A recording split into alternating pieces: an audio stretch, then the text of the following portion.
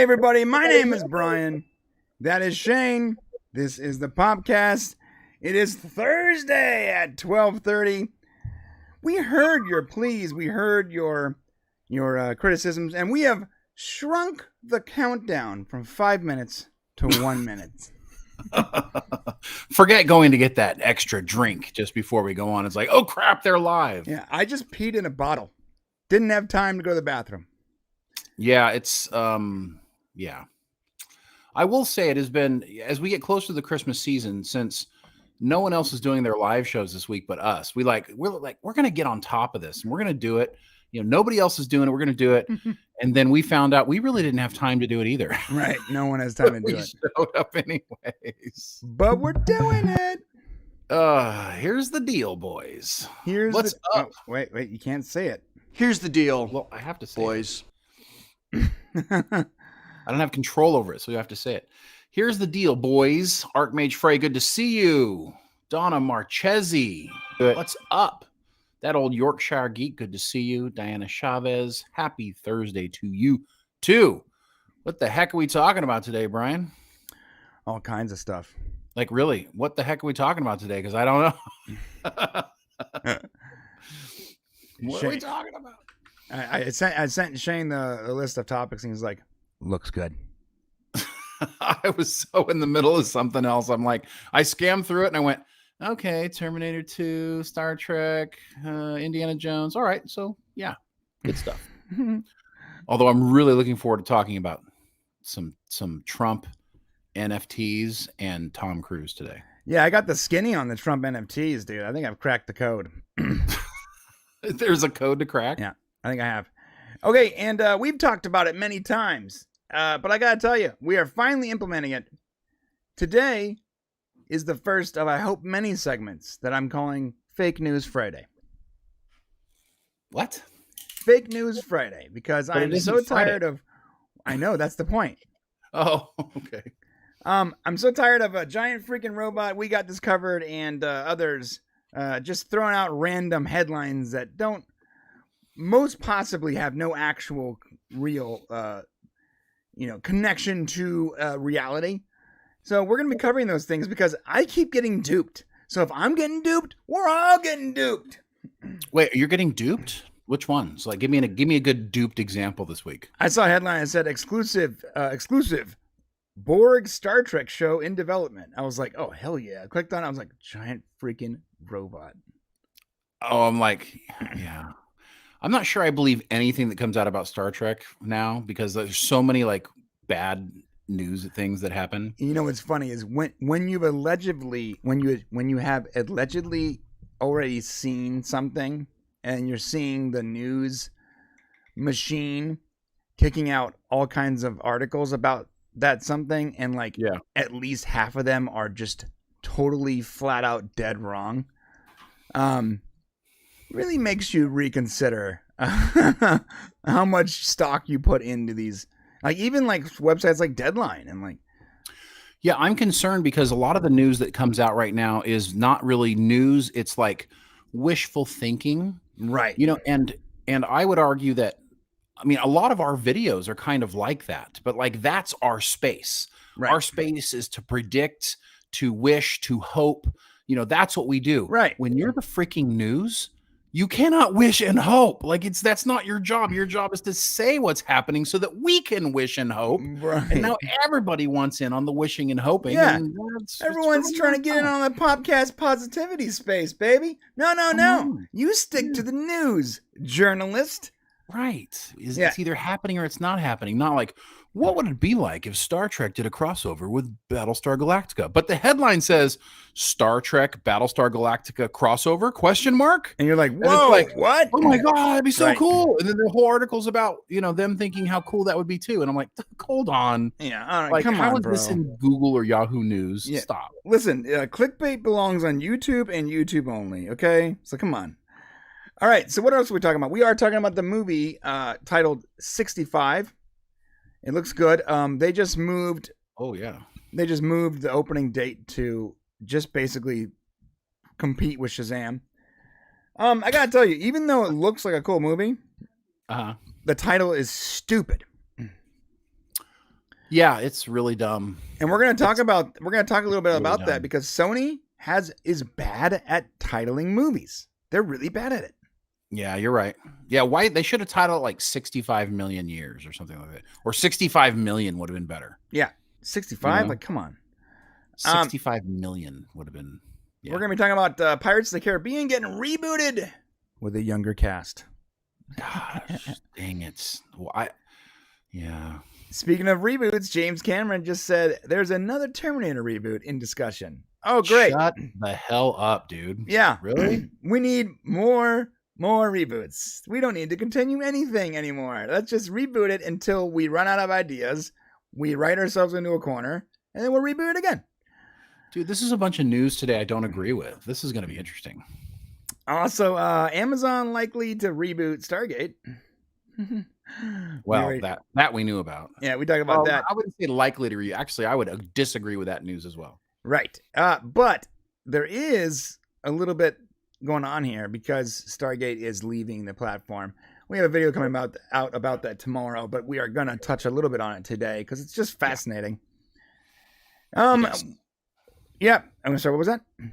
Yes, we definitely should talk about it because no one can scoop us now because our video is coming out tomorrow. Yes, no one can scoop us.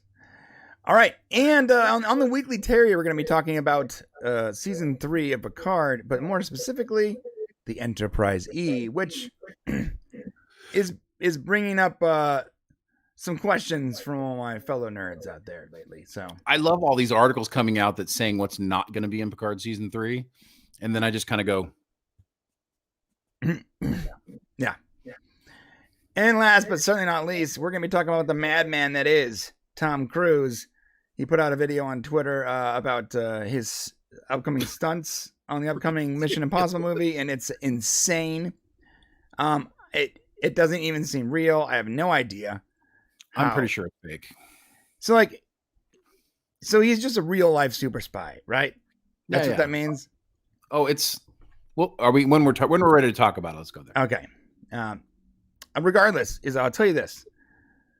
However it shakes out, I do believe Tom Cruise might be the last of the legendary, genuine Hollywood, celebs, like movie stars. Yeah. I don't think there's any of them left. All right, and that's it. That's what we're talking about today. A lot of good stuff, man. A lot of good stuff. Sounds like it. Shane, what's going on with you right now? What do you got planned coming up? Well, we have a family Christmas party tomorrow. That's right. Right. So we're doing our white elephant gift. Mm-hmm. Right. I don't know if you guys know Yankee swap. A lot of people call it different things. We call it white elephant. Mm-hmm. We have the most wonderful white elephant thing that occurs because at our family getaway, people are absolutely ridiculous over this white elephant gift thing. Remember the year that our cousin cried? Yeah. When she didn't get the printer? Like somebody had a printer as one of the gifts and they stole it. Let me tell you something. So this is fantastic. The printer.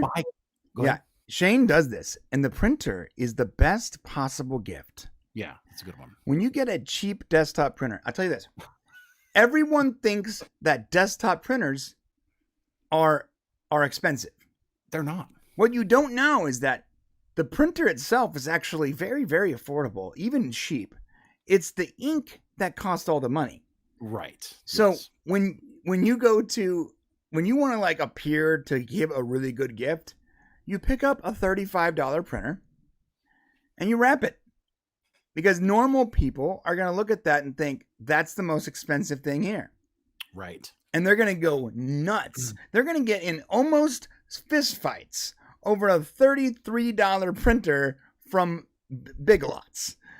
Yes. Genius. And I love it. And I absolutely, because I have to buy 7 gifts, right? So I got my 5 kids, me and my wife. So we have to have 7 gifts. I specifically look for as many gifts as possible that are going to make the actual time in front of the tree chaos. Right. I just want it to be pure chaos. I got a huge discount on this super cool looking, high end looking robot that you can do all kinds of stuff with and get it to go pick things up and whatever. It's awesome. It's gonna cause a riot. Yeah, I do the same thing. I'm not as good as Shane. I'm not as good as Shane at this as he is, but I attempt to get the most ridiculous gifts. Like one year I actually bought one of those fake boxes where the box says something ridiculous on it, like dog carrier for kids or something like that. And I put like some t-shirts or whatever in that box, but because no one opened it, they're just looking at this like crazy gift and they're losing their minds. Big Lots is actually still a company. They're actually going out of business next month. So yeah, I was just there like 2 nights ago, and I'm like, how can this go out of business? I need Big Lots. Yeah, I need Big Lots too. It's like where I do all my shopping. So I literally like buy everything there. I buy all my drinks there. I buy food. I buy clothing, socks. Yeah, it's a bummer. My primary source of things is leaving. No, but Shay and I, we love doing this thing because we put everything down there and then we find a comfortable chair and we just watch. And the chaos. Our family just goes absolute nuts over the most like $15 Starbucks gift cards. People are losing their minds. And you're like, all right. And we're just sitting there like this. We're like, it's like a big Thanksgiving feast at a homeless encampment. right. Like, it's just everybody's like, oh, I don't know. It's hilarious. We love it. So I'm doing that Thursday, of course, or no, Friday. We're doing that Friday tomorrow. So we've got that. We got a video coming out. Then I got to prep for actual Christmas, which this year is going to be really difficult for me because we're going to wake up Christmas morning. Kids are going to want to open presents, but at 10 a.m., the Dolphins are playing the Green Bay Packers, right? Which I am like all in on football right now. Like this is like almost nothing else except for maybe this takes priority. Like this show is the only thing that takes priority over football for me. Right. And on Sunday, I have to measure football or my kids. Like which one is it going to be? Or I'm gonna have to tell them like everybody shut up until 1 o'clock. I don't know what I'm gonna do, but yeah, I have a similar dilemma. Although it's not about football, it's like the community center is for some reason going to be open that day, and I'm like, what? I know, and I'm like, do I just like skip out and shirk my volunteering responsibilities, or yeah, I don't know. We'll see what happens. All right. So we got over here in the chat? Jeremy Schneider, welcome. You made it, brother. Thank you.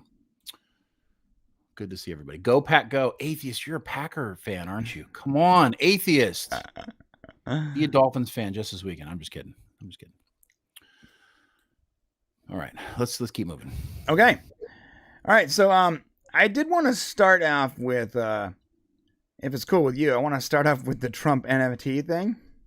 Yeah, let's just go with whatever's hottest. Hottest news, inverted pyramid style. Most important news to least important. Let's go that way.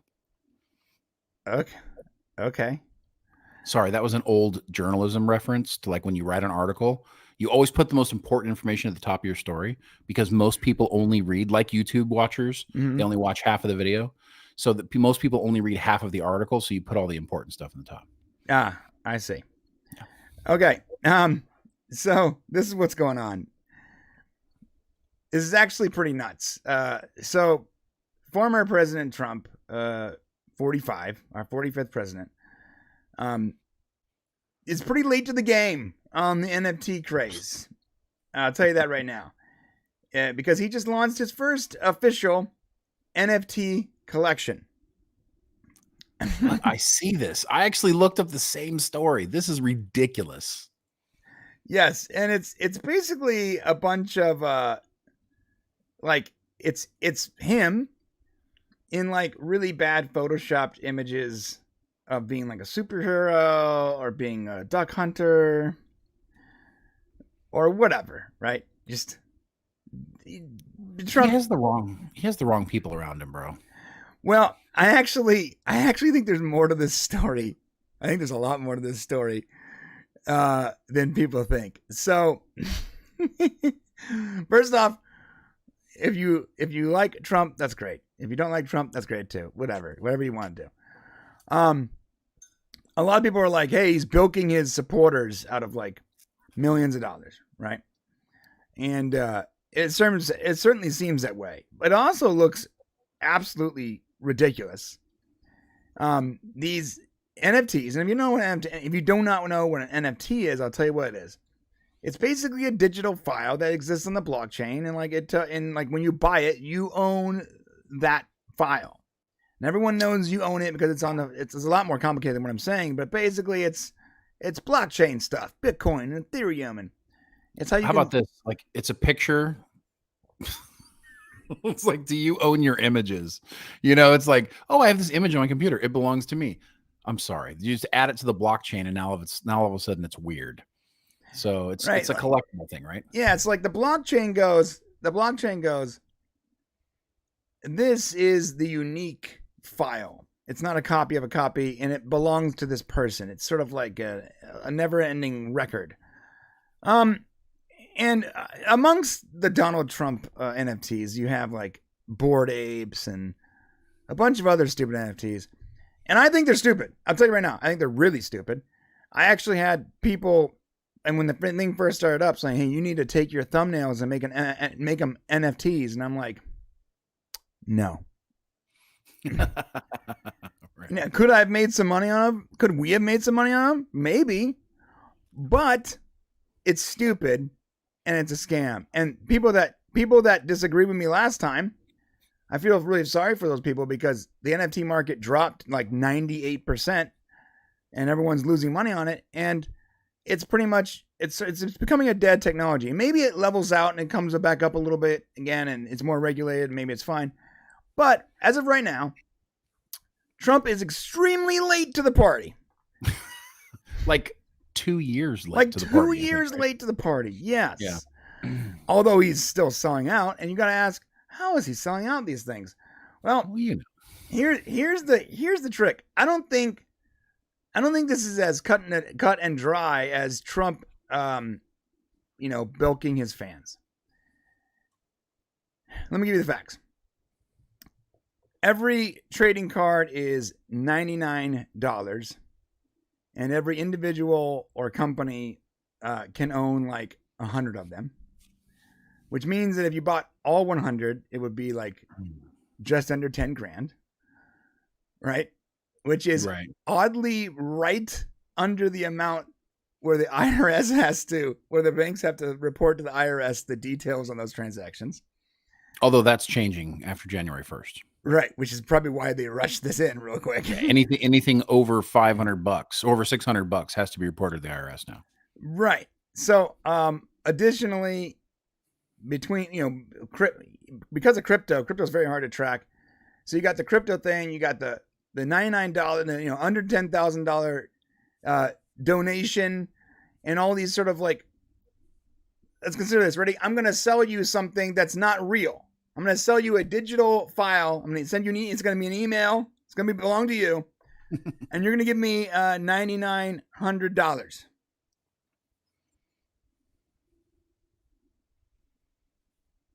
This sounds like money laundering. I mean, well, that's cryptocurrency is that. I mean, but actually all currency is that in a way. So right, but it sounds like worth anything. The easiest possible way to raise funds without anyone knowing where those funds are coming from or who gave it to you, and you don't even have to report it. And is the blockchain.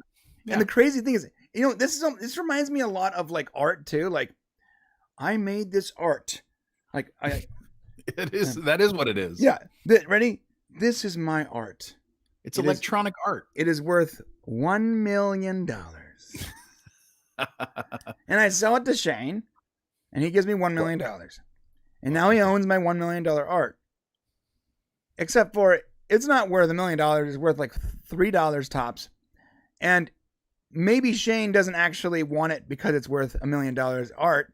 He might have wanted it because he was paying me for something illicit or something completely different, and he wants it to be recorded as an art transaction. Classic.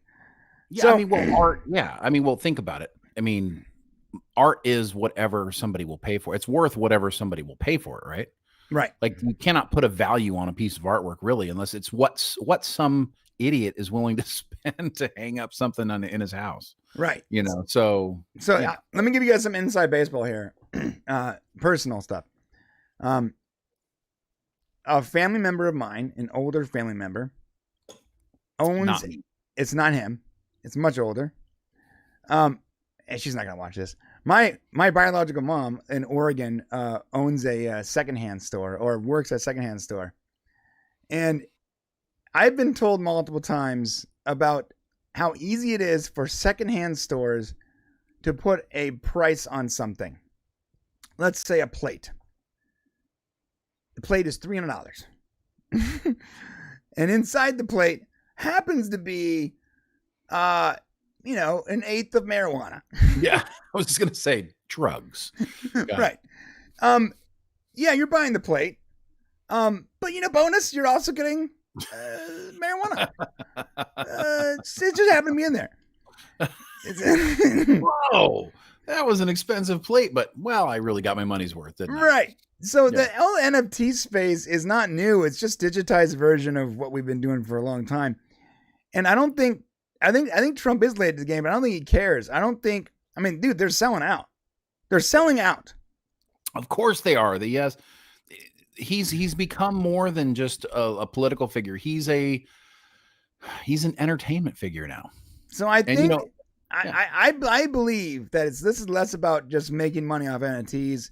I think there's a little more to it. I think he's trying to raise funds that can't be tracked or traced. Yeah, considering he's under quite a bit of trouble right now with people releasing his IRS documents. Right. I mean, he's not doing anything illegal. The system is just broken when it comes to businesses. Yeah, and to answer Elias's question, it's not going to his campaign. They made it very clear. It's going to Trump. Yeah, so which is fine. I don't care. You do whatever you sell, whatever you want. I don't care about that. In all fairness, if he wasn't running for president again, then it wouldn't be a big deal because every president makes millions and millions and millions of dollars. They just don't sell their likeness. They sell their speaking engagements. So they make tons and tons of money. Yeah, doing that. How about this? Ready? Nancy Pelosi got paid $22 million for 2 speaking engagements at Nabisco and some other corporate thing. Yeah. Who is paying that much to have someone do a speech at a conference? Yeah, it's a speech, and it's the next time this bill comes up, make sure you're thinking favorably of us. Right, that's what it is. Yeah. That's what it really is. Yeah. I hate lobbyists. I hate that whole thing is what destroys our country. It's a terrible thing. But I did want to say really quick about this this whole thing with Trump. Nothing surprises me with him. Like in my entire life, I have been genuinely shocked 3 times. 3 times I have been across my entire life, genuinely shocked to my core. Okay. The first time was when Final Fantasy VII came out on the PlayStation 2 or on the PlayStation, whichever one it was, PlayStation 2. And that was the first time a game went from it walks you through the walkthrough to breaking you out into an open world. Right. I had never experienced that before. And I was genuinely shocked by it happening live in front of me. Right. The other one was when the first Matrix movie, when Neo wakes up out of the pod. Right. And you realize he's in a dystopian future. Mm-hmm. That was number 2. Number 3 was when Trump, the first time he did ran for office and he did his first thing against the other Republicans. Right. And he started ripping people's butts apart. Right. And I'm like, I've never seen this in my entire life. I didn't even think it was possible that this could happen in politics. Yeah. So Trump the guy does. He did a debate against Republicans and just shivved a bunch of them on live television. Just stabbed them all. And everybody's cheering because finally somebody's saying something that is true about reality in politics. Yeah. And he's pulling back the veil. Of course, things went crazy. But so anything he does, him in a superhero outfit, this makes sense to me so much. Oh, Final Fantasy VII was PlayStation 1. Interesting. PlayStation 1. I am old. Yeah. That's wild. I was shocked. Genuinely shocked at Star Trek Discovery, though. I know. I wasn't shocked. I was this. Okay. Oh yeah. Get worse. Oh yeah. Now the ship's gay. Okay. All right. Oh. He had a tantrum? Fantastic. This is awesome.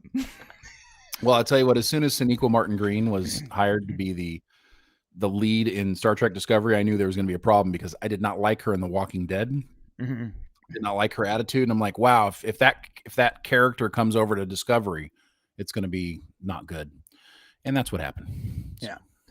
So that's it. I do believe that, and I don't want to use the word nefarious because that's not right. I think that there's something more to it than just NFTs. I think he's got to avoid the IRS and raise some funds, and this seems like a pretty good way to do it. I mean, doesn't this just exemplify Trump? Like, doesn't this exemplify who he is as a person? Such a Trump like, thing. Yeah.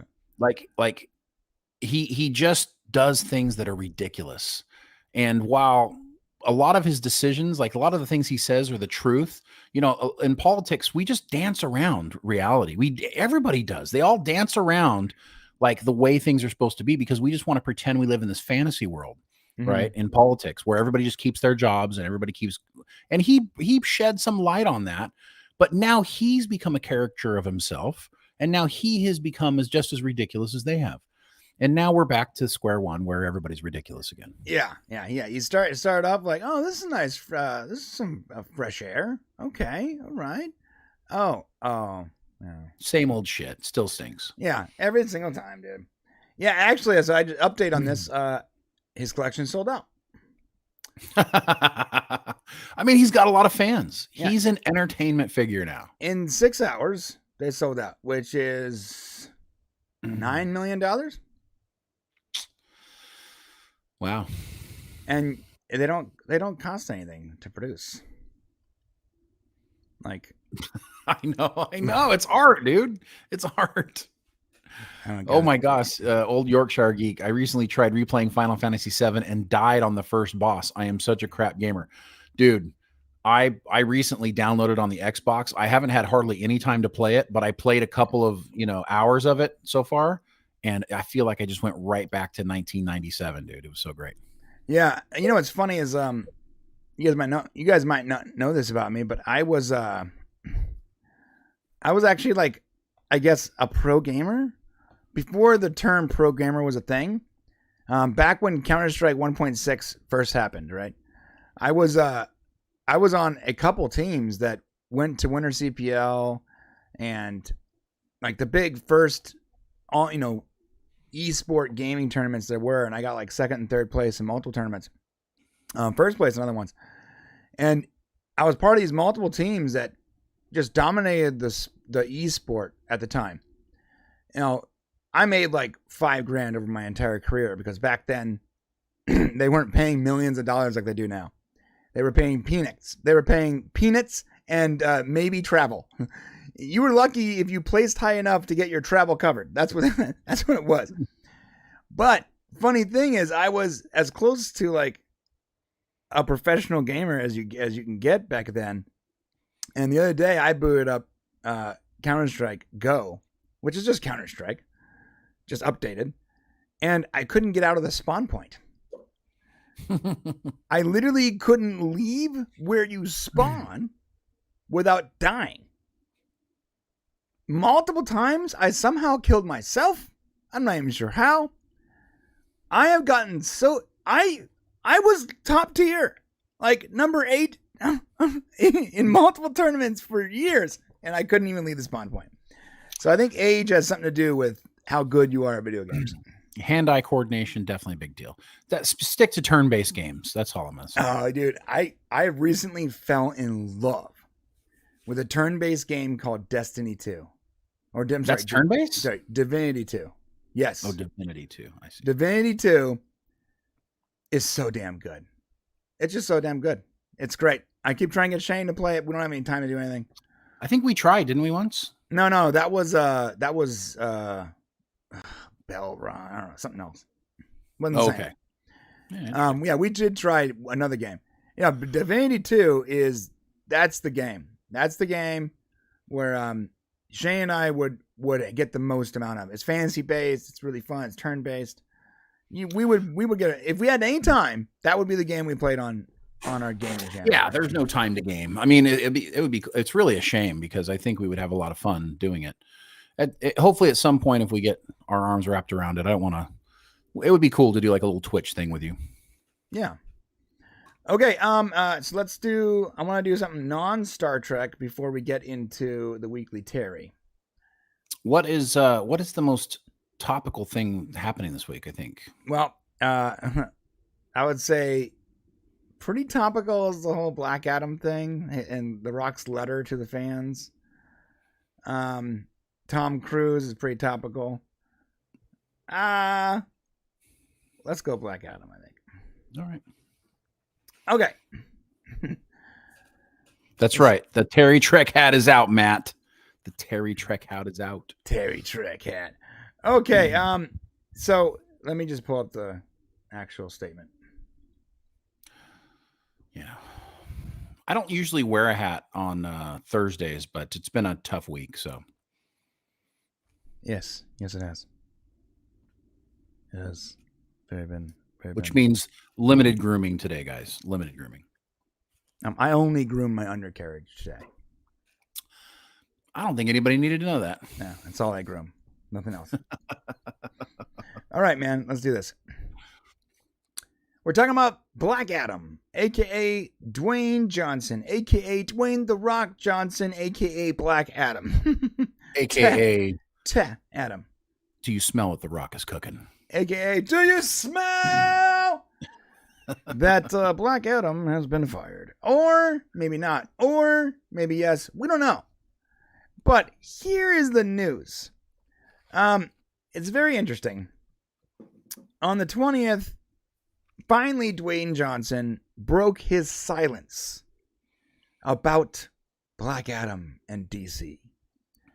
And he broke it with a tweet that just said Black Adam with the lightning bolt thing. And then a longer image of the tweet. And I'm going to read it to you because it's very interesting. So what he wrote was, and this, by the way, this is after for a week, all he was talking about was how successful Black Adam was, and then just went silent for a week and didn't talk about it at all, which was very odd. But and just to be clear, I actually love Black Adam. I've seen it 3 times. I'm gonna watch it again over the holiday weekend. I love the movie, so I'm not crapping on the movie. I'm just reality is reality, right? The movie didn't make as much as they wanted to make, and things are being shooken up over at DC, and this is where we're at. So, this is what Dwayne The Rock Johnson wrote. My passionate friends, I wanted to give you a long-awaited Black Adam update regarding the character's future in the new DC universe. James Gunn and I connected, and Black Adam will not be in their first chapter of storytelling. I mumble. However, DC and $7 have agreed to continue exploring the most valuable ways Black Adam can be utilized in the future DC multiverse chapters. The Rock did not write this. A very skilled legal writer wrote this, and it's great. He continues, James and I have known each other for years, and have always rooted for each other to succeed. It's no different now, and I'm always root for DC and Marvel.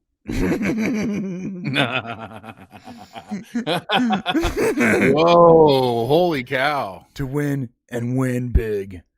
You guys know me, and I have very thick skin, and you know you can always count on me to be direct with my words. Their decisions made by James and DC leadership represent their vision of DCU through their creative lens. After 15 years of relentless hard work to finally make Black Adam, I'm very proud of the film we delivered for fans worldwide. I will always look back on the fan reaction to Black Adam with tremendous gratitude, humility, and love. We did great. To all my passionate and vocal Black Adam superhero genre fans, I love you. Thank you. And I will always listen to you and do my best to deliver and entertain you. What a hell of a month. And now we need some Terra Mana. That's his drink. That's his tequila. Have a productive week and happy holidays to you and your family. Dwayne Johnson. So we just saw The Rock get fired. That's interesting. The Rock just got fired from DC. That was it. I love how he wrote, I will always root for DC and Marvel to win and win big. That was almost like, hey guys, Disney, I'm still on the table. That's exactly what that was. Yeah. That was like if you want me in a Marvel movie, now I'll do it. That's exactly what that was. Right. That was crazy. 100% what that was. Wow. So because he's probably been hit up to be in Marvel stuff. Right. And has kept holding out for DC. He was holding out for Black Adam. Man, so James Gunn is really putting himself in a precarious freaking situation, man. Right. He is. He so is. Especially with the latest news that just came out. Warner Brothers reportedly begged Todd Phillips to run DC Studios, the guy who did the Joker. That would begged him to do it. That would have been so bad. Before going to Gunn, they went to him first, and he said, "Nah." Yeah. So what I find interesting about this is that they said, what Dwayne said was, James Gunn and I connected, and Black Adam would not be in their first chapter of storytelling. So let me tell you the version of this that is just huffing on copium, right? Right? Yeah. Black Adam won't be in the first chapter, in the first phase. They're going to set up all the new characters, and then they'll come back at some point in the future, and maybe in the second phase. And we'll get Dwayne Johnson, Black Adam then. That's the copium version. Yeah. Let me tell you the more realistic version. The Black Adam ain't coming back. At least not as Dwayne Johnson, or probably ever. It's probably going to be like a cameo down the road somewhere in the future in some movie where all of a sudden you'll be like, oh my God, and they want to take some shock value and they'll throw him in there. Yeah, when Dwayne Johnson's 63 years old. Or whatever. Right, something ridiculous. Oh my God, that's Black Adam. Yeah, the thing is, like, they might never make another Black Adam movie, because if Dwayne "The Rock" Johnson, the guy pretty much made for this role, couldn't give you the results you wanted, then how do you possibly expect that to ever get the results you want out of that franchise?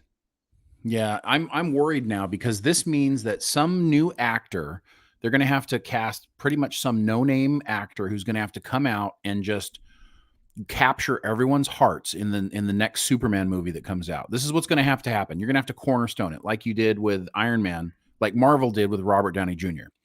Like, he encapsulated. He wasn't a no-name, but he was coming back from his time of darkness. His self-inflicted quarantine or expulsion from Hollywood, or what is it when they banish you? His self-inflicted banishment. Yes, banishment from Hollywood. When you wake up drunk in some random little girl's room in the middle of a neighborhood, you don't get to come back. But he did, and he cleaned himself up, did a good job, and he's such an endearing guy. I mean, I knew when he was young that he was going to be amazing if he held it together. Right. And he did. And so what's going to have to happen is Gunn is going to have to find himself. He can't do it by bringing in people we already know. I don't think it'll work that way. He's going to have to capture a fresh face. He's going to have to get lucky with Chris, all the Chris's, Chris Hemsworth, Chris Evans, Chris Pratt. Just like they got lucky with Marvel by grabbing these fresh-faced actors, they're going to have to do the same thing with DC. And it's a crapshoot, man, whether or not you can get somebody who has enough charisma to carry. And a part of, Evans, Pine, and Hemsworth, all those guys being able to do that was that they worked well together. Right. Like, they were good alone, but they were even better together. Right. And he's going to slog an uphill battle. He already had, Brian, a built-in fan base with his with the current version that we've already seen, the Snyderverse. All the Snyder fans, everybody who loved this, we were like built-in fan base. Now he's basically throwing all that away and starting from scratch, and it's a huge gamble. Well, and the crazy thing is, I think there's a little bit of bad information being fed to James Gunn. I don't think that you have to love Snyder. I think I'll go as far as this. I think you can hate Zack Snyder and hate his movie making and hate all of his movies and still love Henry Cavill, Gal Gadot, and Ben Affleck as those characters. Well, then you win both fan groups. Right. So I believe that the majority of fans, I haven't spoken to a single fan that was like, no, Henry Cavill sucks. No, every person I've ever spoken to, whether you like the Zack Snyder movies or not, agreed Henry Cavill was the right person for that role. Additionally, even if they hated the movies, they're like, well, at least, like, I don't think Henry Cavill was given the right material to work with. No one's blaming Henry Cavill or Gal Gadot or anyone for those missteps. They're the right people for those right actors for those roles. So it's a huge gamble, but it might also be, and I love James Gunn, but there might be a mistake in there based on bad information. He might be like, the Zack Snyder thing, the Snyder cult is too much. Let's just get rid of it. But I don't think he's being given both sides of that argument, because every single person I've spoken to, whether they're Snyder fans or not, was on board with Henry Cavill. Everyone. Yeah. I mean, I stand behind his decision. I still do stand behind him wanting to create his own product. He doesn't want to ever say, well, I continued the legacy of Snyder, as opposed to I created the legacy of Gunn. So that there is something to that. Like when somebody puts you in charge, it's like in football. Like when a new coach comes in, if the quarterback that's already there isn't like locked on superstar, they get rid of him and bring in their own guy, because they don't want to be tied to something, old. Right. They want to be responsible for something new. So that's what he's done. I respect that.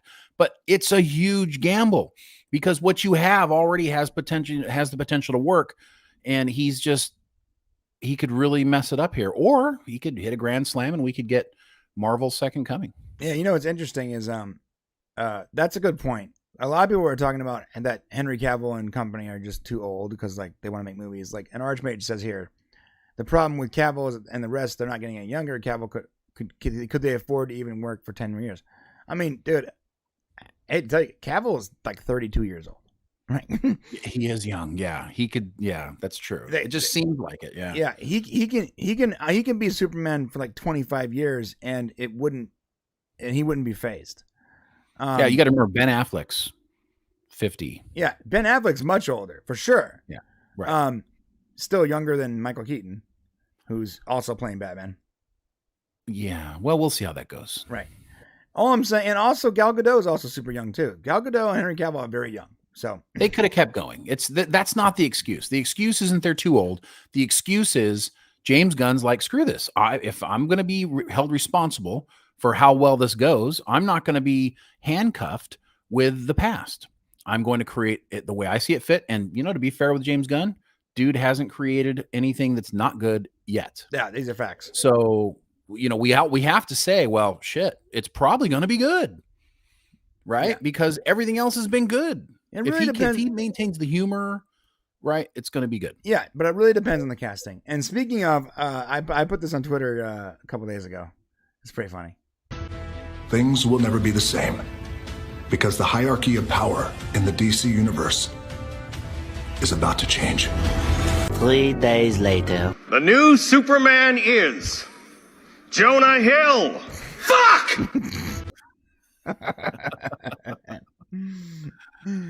Oh, imagine if it was Jonah Hill. I quit. Yeah. It's anyway, so we'll see. We're just gonna watch the DC thing unfold, and we're gonna cross our fingers and hope for the best. That's it. All right, let us know what you guys think about this whole thing. All right, moving on. Did you see that Big Boys SNL sketch I sent you? I didn't get to see the whole thing because I hated the music. Yeah, the music is pretty bad, but it's hilarious.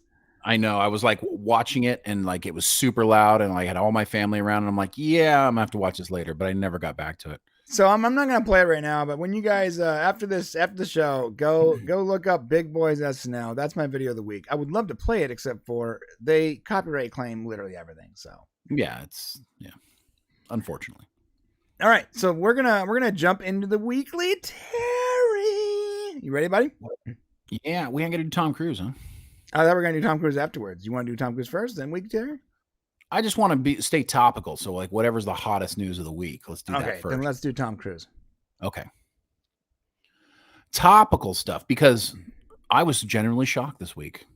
Like I was talking about earlier, I've only been like super shocked a few times. And I wasn't super shocked by this because once someone is like hung out of a plane. Hold on, let me record it before you go into that, okay? Oh, okay.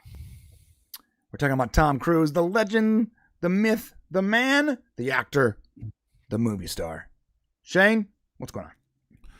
Yeah, so Tom Cruise put out a video. Actually, Paramount, I think, put out a video. Tom Cruise put it out on Twitter, and I'm like, I don't necessarily want to watch this, but I think the headline was something like most outrageous stunt in Hollywood history or something like that. And I went, wait a second, this is the guy that like hung out of an airplane, an actual airplane. They tied him to the outside of an airplane and took off.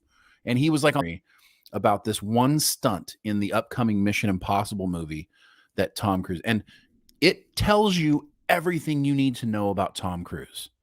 And I get that he's kind of looked at very strangely. He's a polarizing figure in Hollywood. He's mostly known for his movies, of course, but he's also known for being a Scientologist, which is, you know, hey, borderline. Some people think maybe a borderline cult. I don't know. Don't attack us here, Scientology. We did nothing wrong, Your Highness. He's done incredible movies like Top Gun and of course Maverick, which was the biggest movie last year. And he's just one of these really interesting people who's done a lot of movies. He's given you a lot of great entertainment, but he's also known as a little bit of a social strange person. Like he shows up to a Super Bowl party with his mom and just acts totally awkward. We've heard some actors talk about how Tom Cruise showed up at their Super Bowl party and he's like didn't really know what a football was, you know, just kind of like really odd, you know, behavior. And then you watch this and you realize that if you guys don't know what real success in life is, like the number one quality someone has to have to be truly successful in anything that you do, the number one quality is focus.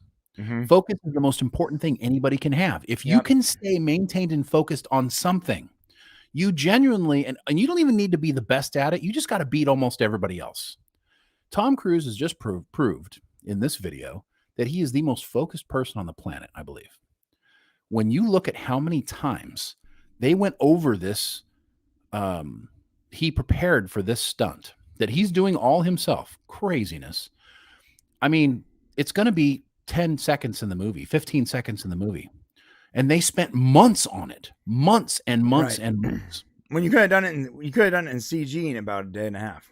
Right. But he wanted to do the stunt. He felt like he owed it. And it's not for him. That's the weird thing about the guy. Like you think, well, this is all feeding his narcissism. I don't think so. Like, I think he's all in on the fan experience. Right. Like, and he knows, like when people go see this and they're like, hey, that's really Tom Cruise doing this thing. Like that adds another element to it because most actors, they wouldn't sniff this with a 10-foot pole. That's true. When you look at them practicing this launch, and basically what it is, it's a. I'm going to show them real quick, but I want to interject here. Okay. Go ahead. If you ever played a game called Assassin's Creed, and I'm sure plenty of you guys have, there's this jump where you jump off the highest tower, and the character lands in like a barrel of hay or something. But they did it so well in the game that it makes your stomach lurch as if you're jumping out off this, and it's epic. It's one of the greatest parts of this game. It might be the greatest thing they did. And when I was watching this footage, just right? Insane. And so Shane, continue with the explanations. What is it? So he does this thing where, okay, so basically he's going to jump off of a motorcycle. He's going to ride a motorcycle off. This was like the logistics of this fright. And that was to catch the bike. Right. Because he kept doing the same jump over and over and over again. And the jump entails that he lets the bike go. So he's doing the jump and letting the bike go. How many bikes did they go through? Importantly, this ramp that's built up here. There it is. That's him, dude. That's him, guys. He hits a bump, like steers wrong a little bit. He dies. Here's the wild part about this. Literally this is a 3-step process. Literally every one of these steps I couldn't even consider doing. They're standing at the edge of the ramp, and I seriously questioned whether that was a possibility for me. Right. Like, dude, when he's riding the dirt bike and he's like doing these giant jumps all casually, I'm like, I don't even know if I can ride the dirt bike. Like, Yeah, let alone 70 doing jumps. He was jumping 70 feet through the air. They said that he did something like 1,000 or 10,000 jumps in practice. 10,000 jumps, Right. just to practice the stunt. No, yeah, the guy, the size of the ramp, it's crazy. I know. They're practicing the route the motorcycle is going to go with a helicopter, and he jumps. He practices jumping. Look on the director's face when they actually do this, because he did this jump, guys. When they shot this in this one day, he did the jump. He rode the motorcycle, did the jump 6 times as well that day. Right. So, and look at the director. He looks like he's going to have this. We know so much about movies that the fact that this is happening is ridiculous. Yeah, and guys, I was 88 Mike Air. We're definitely when the movie does come out, I'm sure we'll be covering it because it's too fun not to. It'll be interesting to talk about at the very least. I mean, there's been a lot of Mission Impossible movies, some more forgettable than others, but yeah, Tom Cruise taken to the next level. Yeah, super rad. All right. Yeah, the bike is. They never showed the bike, Ken. The bike is just destroyed, I'm sure. Yeah, hit that comment section on the way there. Please hit the subscribe button. Let us know what you guys think about Tom Cruise, the last movie star. Tom Cruise should be Snake for Metal Gear Solid. I so agree with that. I agree. That would be Totally. cool. I was thinking, for a while there, I was thinking the guy from, oh my God, Joe Manganiello would be a great Snake, but I don't think he's a good enough actor. If the Jack Reacher movies, I don't know if you guys have seen them, the Tom Cruise Jack Reacher, I think he's got 2 of them. Mm-hmm. They're really good movies. Yeah, they're good. Yeah. Like he's a believable badass in those movies. Yeah.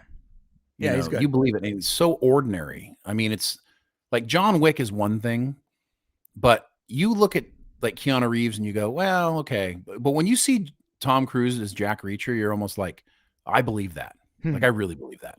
I believe it in my bones. All right, let's talk about, let's do the Weekly Terry now, shall we? All right. Here we go. Yeah. Well, no, we got to talk about Stargate first, actually. Okay. Let me set that up. This is actually pretty wild, my friends. Something is going on at Amazon. Stargate. Stargate in its mastered form. It's beautiful. 720p crisp frame rate. Finally gets uploaded to Amazon Prime in all of its multiple season glory, only to be leaving at the end of this After month. 2 months. After 2 months. Yeah, this is coming from Gate World, our boy at Gate World. It says, wait, Stargate is leaving the Prime Video already? And yes. Now, there's, Shane actually deep dived into this. Just like Tom Cruise off of that ledge. Right. I did the same thing into Stargate. Yeah. Yeah, so Shane is like the nerd YouTube version of Tom Cruise. Like, he doesn't actually do the stunts, but he really goes hard in the paint to get all the information. He physically calls people and finds people that no one else has ever spoken to and gets all the information he can out of something before we make a video, which is coming out tomorrow, by the way. Shameless plug. Yes, you want to watch that for sure, because this is going to be good we're talking about, but tomorrow's going to just smack you with it. But so Shane has the scoop on this, and when I first heard this, I was bummed out, and I'll tell you why. I finally got my wife to start watching Stargate. Wow, that's huge. You understand, guys, I've been married for 20 years. I've been trying to get my wife to watch Stargate for 20 years. Recently, because of its beautiful quality. I think that she was sort of tricked into thinking it's a different show. Oh, this must be something newer than what Brian was showing me. I think because it's not in like potato quality, and square aspect ratio, she sees it and she's able to like be more immersed in it and get to know the characters. And we watched 2 episodes, dude. And she was digging it, and I was like, hell yeah, all right, we're gonna watch Stargate together. And then literally the next day I saw this. Well, you have 8 more days, so it's not gonna happen. It's there till December 30th. They're pulling off, apparently, according to Gateworld and powers that be, they're pulling it off. And so if you want to binge watch for the next 8 days, you can on Prime Video. Now, that doesn't mean that Stargate is gone forever. In fact, if you watch the video tomorrow, it goes into it. But we believe this is a precursor for pulling it off of Amazon Prime so that they can put it into MGM Plus, which comes out January 15th. Mm-hmm. I firmly believe that is why it's coming off. I think they didn't consider it. And what's really cool is because they released it onto Prime back in October, and now they're taking it off. If they had thought, okay, when we do MGM Plus, we're just going to we'll put Stargate on then. What's the point of paying somebody and going through all the work of putting it on Prime to then pull it off and then put it on? It's using the same video service. That's why. They're using the same servers, the same software. It's the same right, format. But it's still a whole thing. Like you don't just go transfer to MGM Plus. It's not, it's not like that. You have to. It's a whole new system. It might be literally like in their backend, they might select what service it's going to be on. I don't believe. Is it on Comet? Is it on Freestyle? Is it on MGM Plus? No, because it's a version of the previous epics. So I don't think it is like that at all. Oh, okay. I think it's completely separate. So, but the point is, the fact that they made this decision. And there's a lot of rumors happening right now, not just rumors, but solidified rumors. And I guess we can kind of say it here. We're going to talk about it more. But so it's rumored that the Expanse creators want to do the new Stargate series. Yes. And that's a pretty firm, that actually did occur. That happened. And thanks to our friend Jenny Stiven, who's an industry insider for more than 30 years. She put that out recently. But also what this means is because they've made this adjustment, it tells me that they've made some decisions about Stargate. So now it seems like the ball is probably rolling towards a new series that is likely going to end up on MGM Plus because they are doing their own original content. And it makes just too much sense that they would do that, especially since the guy that's in charge of MGM Plus is a huge Stargate fan. Right. And it's a big deal. Yeah. So here's the deal. The stars are actually aligning a little bit right now. You have fans in charge of the service that it would most likely be. You have people that are well connected at Amazon and well respected, the people that did the Expanse, that are talking about doing it. And you have a brand new budding streaming service that is going to require, and this is important, it's going to require a show that it can build its foundation on. Absolutely. And we have confirmed that Amazon and MGM does look at Stargate as a tentpole franchise. They do see it as like a top 5 franchise. And here's a very interesting part. You would think that something like James Bond would be its tentpole, its foundation service. But James Bond isn't leaving Amazon Prime anytime soon. Yeah, and there's a little bit of trouble turning that into a TV series. Right. They're having some issues with that. Movies, no problem. TV series is another story. Or streaming series. Yeah. So there's a lot more to it. We're in the video tomorrow. I implore you to watch that. There's a lot going on there. And Shane, having actually edited the video, I can tell you Shane really went ham on this. So real quick, let's just bring everyone up to speed on exactly what's happening. According to Gateworld, Stargate SG-1 recently departed Netflix in the U.S. after the license expired. Atlantis, meanwhile, remains viewable on Hulu. Just to be clear, those almost every third-party streaming service contract expires in April, right, Shane? Yeah, almost everyone does, right? Right. And the ones where we're not 100% sure on the expiration date would put it probably April anyways, because usually these contracts nowadays are annual. And year, yeah. And Pluto's start was in April. So yeah, more than likely we're going to lose. So more than likely by April, there will be nowhere you can watch Stargate that isn't MGM Plus. Right. Yeah. And yet another streaming service to pay for, which sucks in a lot of ways. However, I did see that leaked. There was a leaked ad copy that I saw on a forum. I'm not gonna say the name.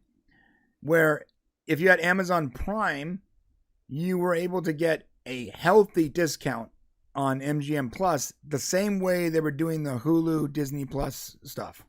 Yeah, I think you're right. So yeah, if you already have Amazon Prime, then you definitely will get a discount going into MGM Plus. You're going to be able to access it from Amazon Prime, same way you do the other ones.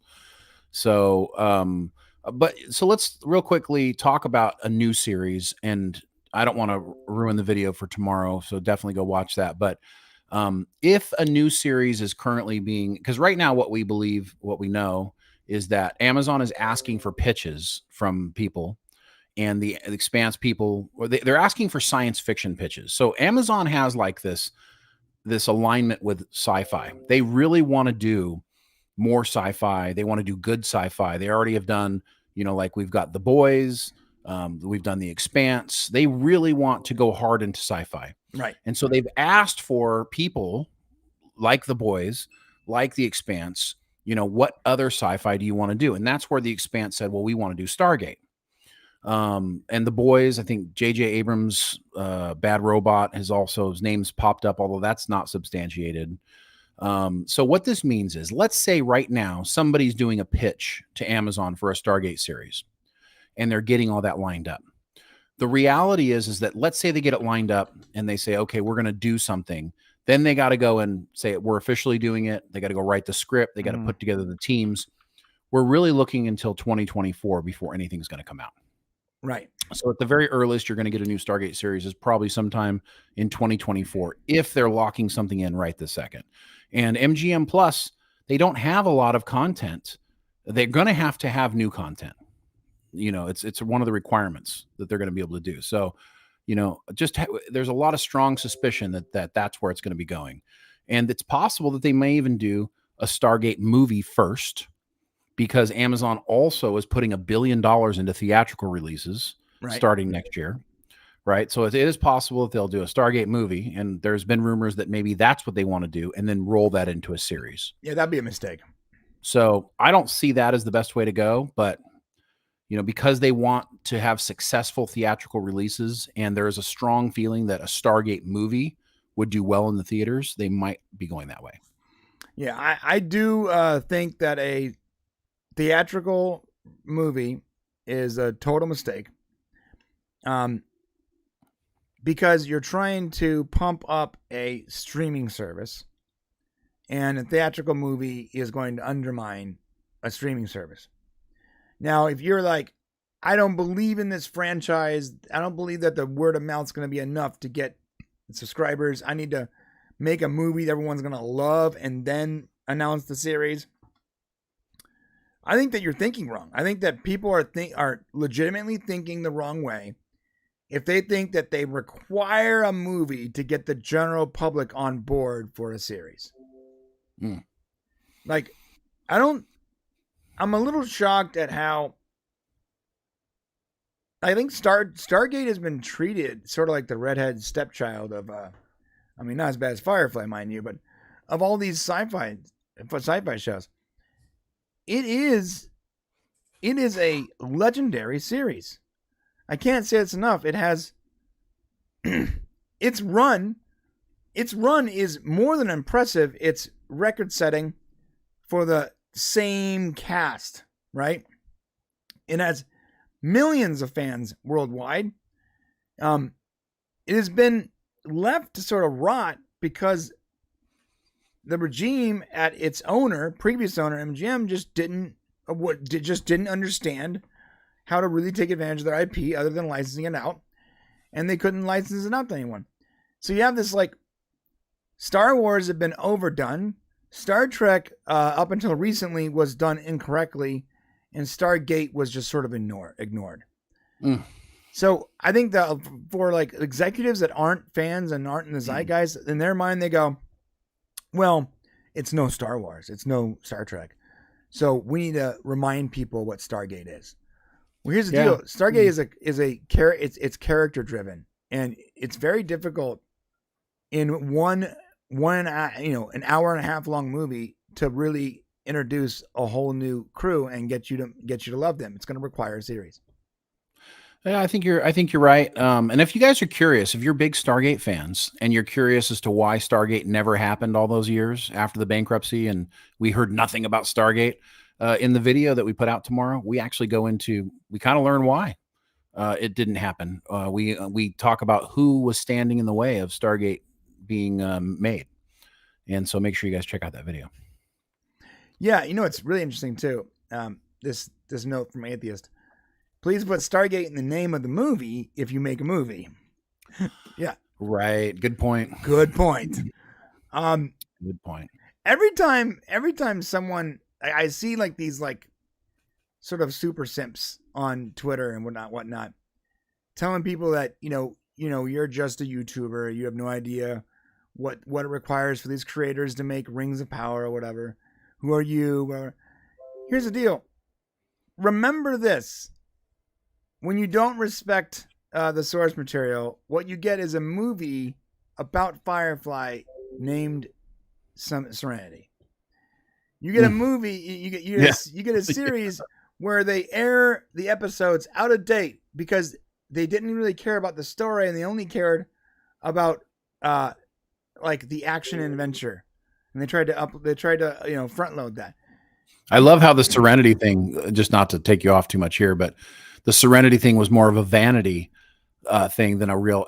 We uncovered, during our history of Firefly, that Universal owned the rights to Firefly, the name, but there is absolutely zero proof. Like the complaint that was put out there was that they couldn't get the name Firefly for the movie, right?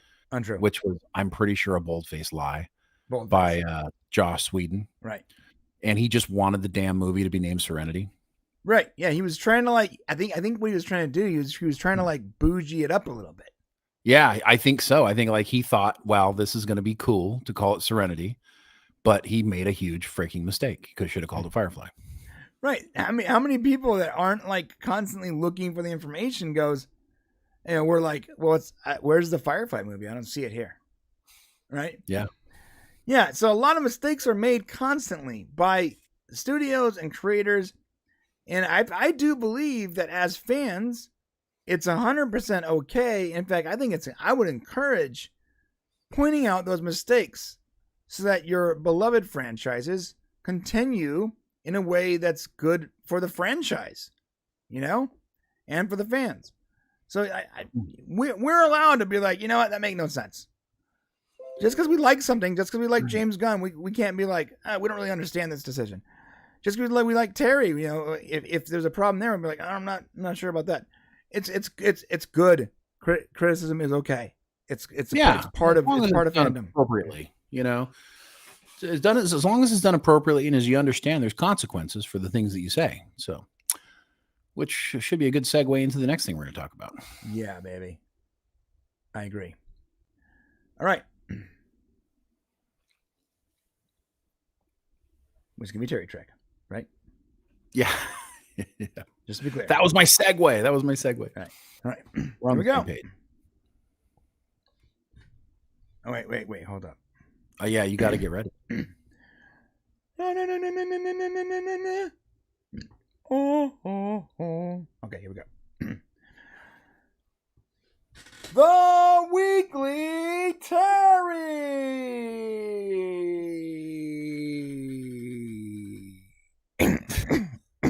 How do you make that sound like it's recorded? It's so weird. Like when I hear it, I feel like it's like a recorded thing. And you just do you go back a ways when you say it? I never know because I go back like this. I go, Oh, okay. Yeah. That's what it is. Okay, this is the Weekly Terry, and if you are new here, maybe you don't know what that is. This is when we get to talk about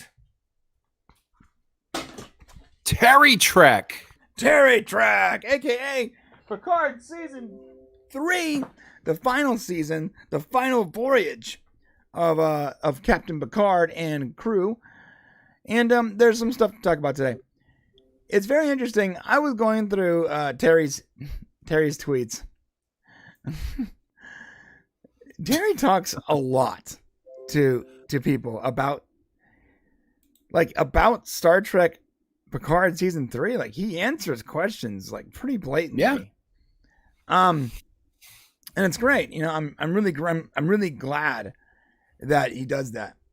But it's also how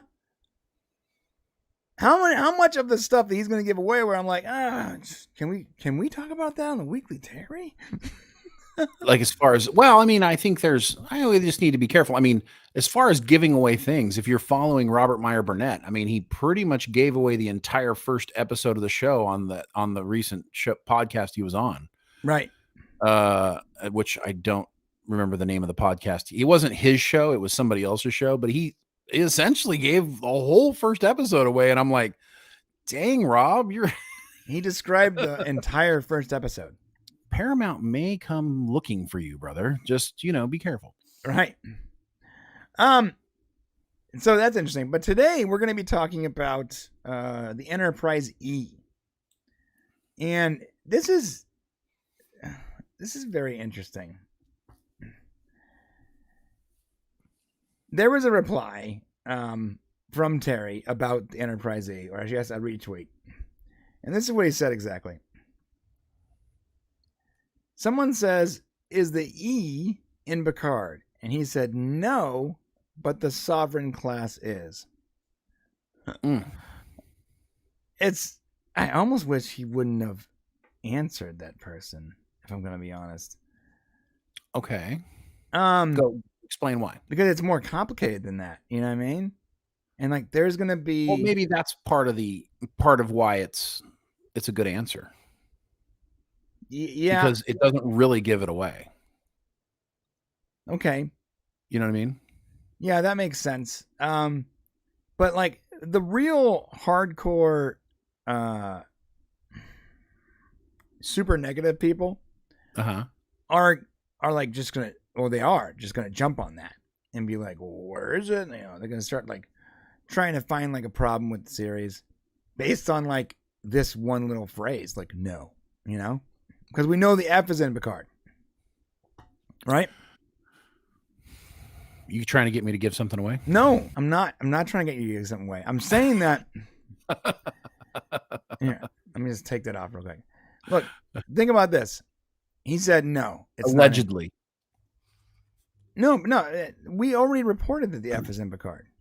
I know. I'm just trying to be very, very fair here and equal opportunity. I want to make sure we're careful about everything we say. Allegedly. No, we did say the F is in Picard, but I still don't like that came out. Yeah, I don't like that. So I don't like talking about it because I want people to forget the F's in Picard. So that way, when it happens, they're like excited about it. And here we are, though. So because that came out, now they're asking, well, what's happening with the E? And now he's answering that. Like, what did he say there? I can't read that. He said no, but the Sovereign class is. Okay. Someone says, no spoilers, please. I want to watch season 3 with fresh eyes and a fresh mind. He says, you don't follow me. You should be good. You don't follow. Terry does not pull punches, dude. No, he doesn't. So pull up the Sovereign class and let's take a peek. Okay. There's other things in this thread we got to look at too.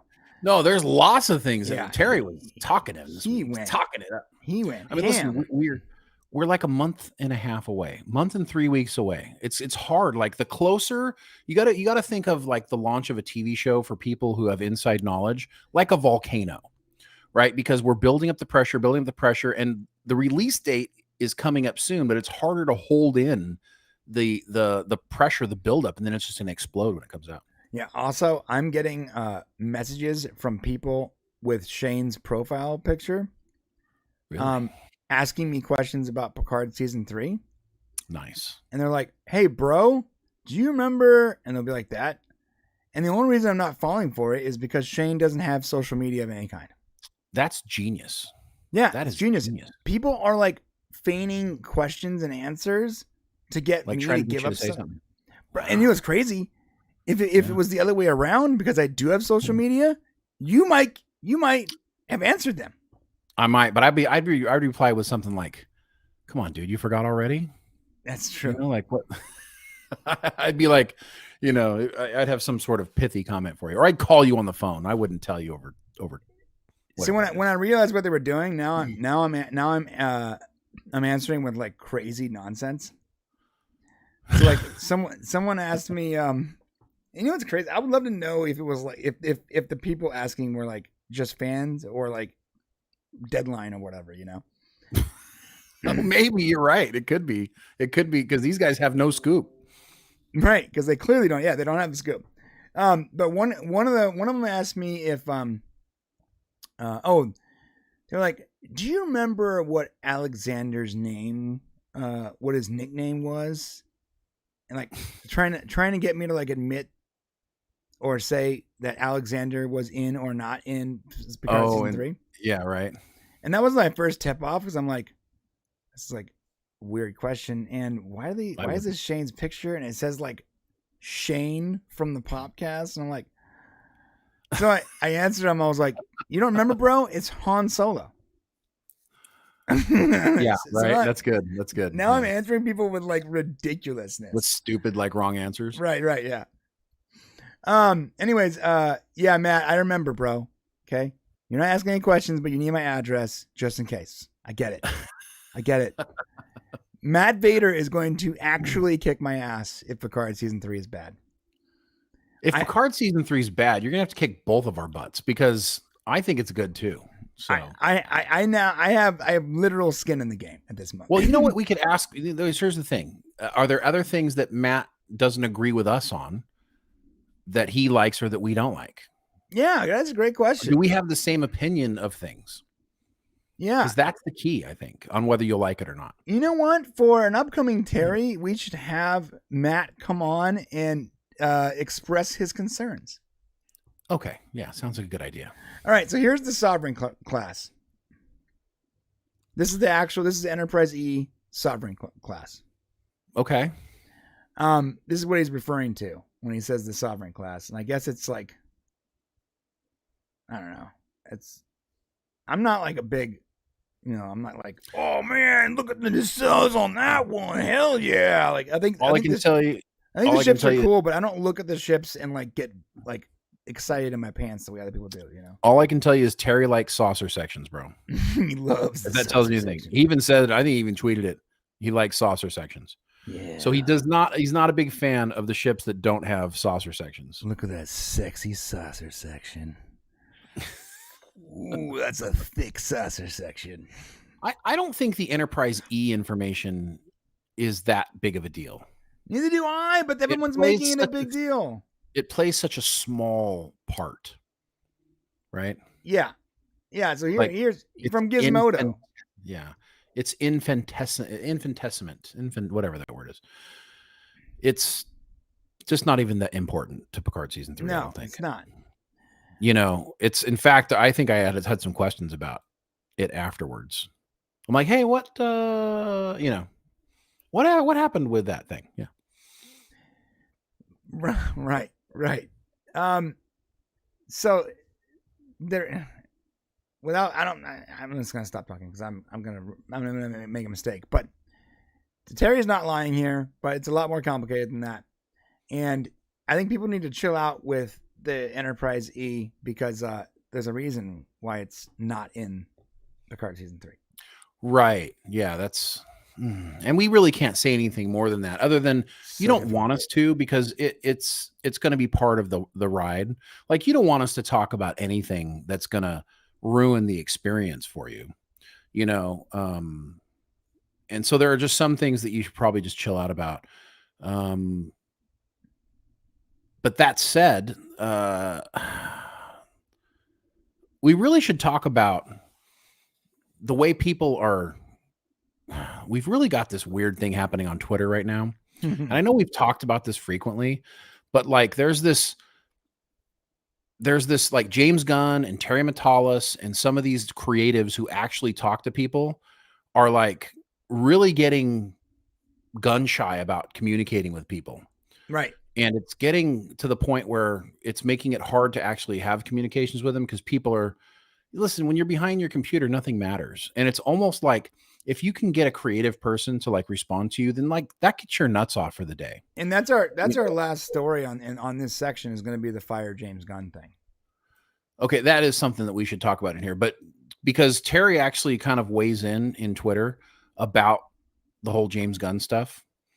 And there's like several Dave Blass who did the beautiful artwork for Picard season 3. Has a tweet that he put out here, and Terry retweeted it, which I think is why it's important. And basically it says, and I just scrolled right the heck over it. Because there's like these little bickering fights on Twitter. Some fans are saying, look, I'm just trying to talk to you, or I just want to talk to you. And Terry's basically saying, no, you're being mean and rude. And then Dave Blass came out with, and I can't believe I lost it here, but let me find it really quick. He retweeted the James Gunn tweet too, where it says, no one loves to be harassed or called names, but to be frank, we've been through significantly worse. Disrespectful outcry will never, ever affect our actions. Interesting. So that's good. Dave Blass put out here, sadly, there's a group of mean fans out there that just like being rude for the sake of being rude. It sucks because so few creatives are willing to engage with fans anymore because of it. And then Terry retweeted that. Now, that is a reality. But what you guys got to understand is that, and this is for all the creatives out there, is that there is a segment of humanity, the population, and whatever fandom you're in, it doesn't matter, that 10% of the people are just assholes. It's just the way it is in life. When you have really super sweet, nice people in this world, you also have pretty much an equal number of assholes. Would I be right here, Brian? Mm-hmm. Yeah. The trick is when these people come at you, you just ignore them. You don't respond to them. You don't give them any energy. You don't give them anything. And when they're mean, you just pretend like it doesn't exist. Because the biggest thing you can do to people who are being a jerk is just pretend that they're not there. Yeah. Let them go be a jerk in the corner or whatever. And when you give them power and energy, then it feeds them. It makes them bigger. It makes them stronger, makes them worse. I would argue that Marvel, talking about online trolls and feeding this whole negative thing that's going on here has made it more powerful by acknowledging it as opposed to just going about their business. Yeah. Can I put a Please. explanation point on this? There's a scene from Mad Men that just sums up everything Shane just said. Yeah. That's how you deal with that. When people attack us in the comment section of our Prime videos and all that, I have the same response. I'm like, all right. I mean, it's really all you can do. I mean, and everybody wants to be heard. Everybody has an opinion, but the reality is should you expect somebody to respond to you if you're negative? Like if you're going to attack somebody, do you expect them to respond? Like, what do you expect? What's a reasonable explanation? Like if Tim Russ says something stupid on Twitter, which he does very frequently. Yeah. All the time. Okay. If I go, Tim, this is stupid and the way you believe is dumb and blah, blah, blah. And if I do that, do you think I should expect a friendly repertoire, like a discussion that's going to be positive with him? Right. No, he's going to come back and be like, if he does it all, he's going to come back and be like, shut your mouth, man, whatever. Yeah. Well, if he's trying, what's wrong with me? If he's trying to win you over, his response would be like, well, and he would be more logical and centered. But here's a question. Like, do they need to win you over? Well, that's my point. When people are yelling at us in the comments, we respond sometimes nicely, But do we need to win them over? They're being dickheads. Right. If yeah, exactly. If you come at me with like, if you say like, well, this thing, I really didn't understand this, and it kind of has me concerned or whatever, blah, blah, blah. We might, weigh in and be like, well, let me explain it to you and do that. But a lot of these guys, they probably may not take the time to like address your concerns because you got to watch the product. Like you have to go see it first or whatever. Right. That's nothing too. Criticizing something based on a 1-minute trailer is insane. You can criticize the trailer. You can share your feelings. This sort of looks too dark to be honest. This doesn't. But you can't say this product is going to be garbage because of this advertising, little advertising thing that you saw on social media.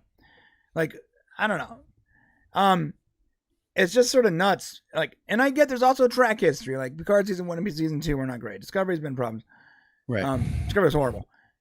I get that people have that opinion, but I do believe that we might be going a little too far because a lot of people in our community and with our same mindset, mind you,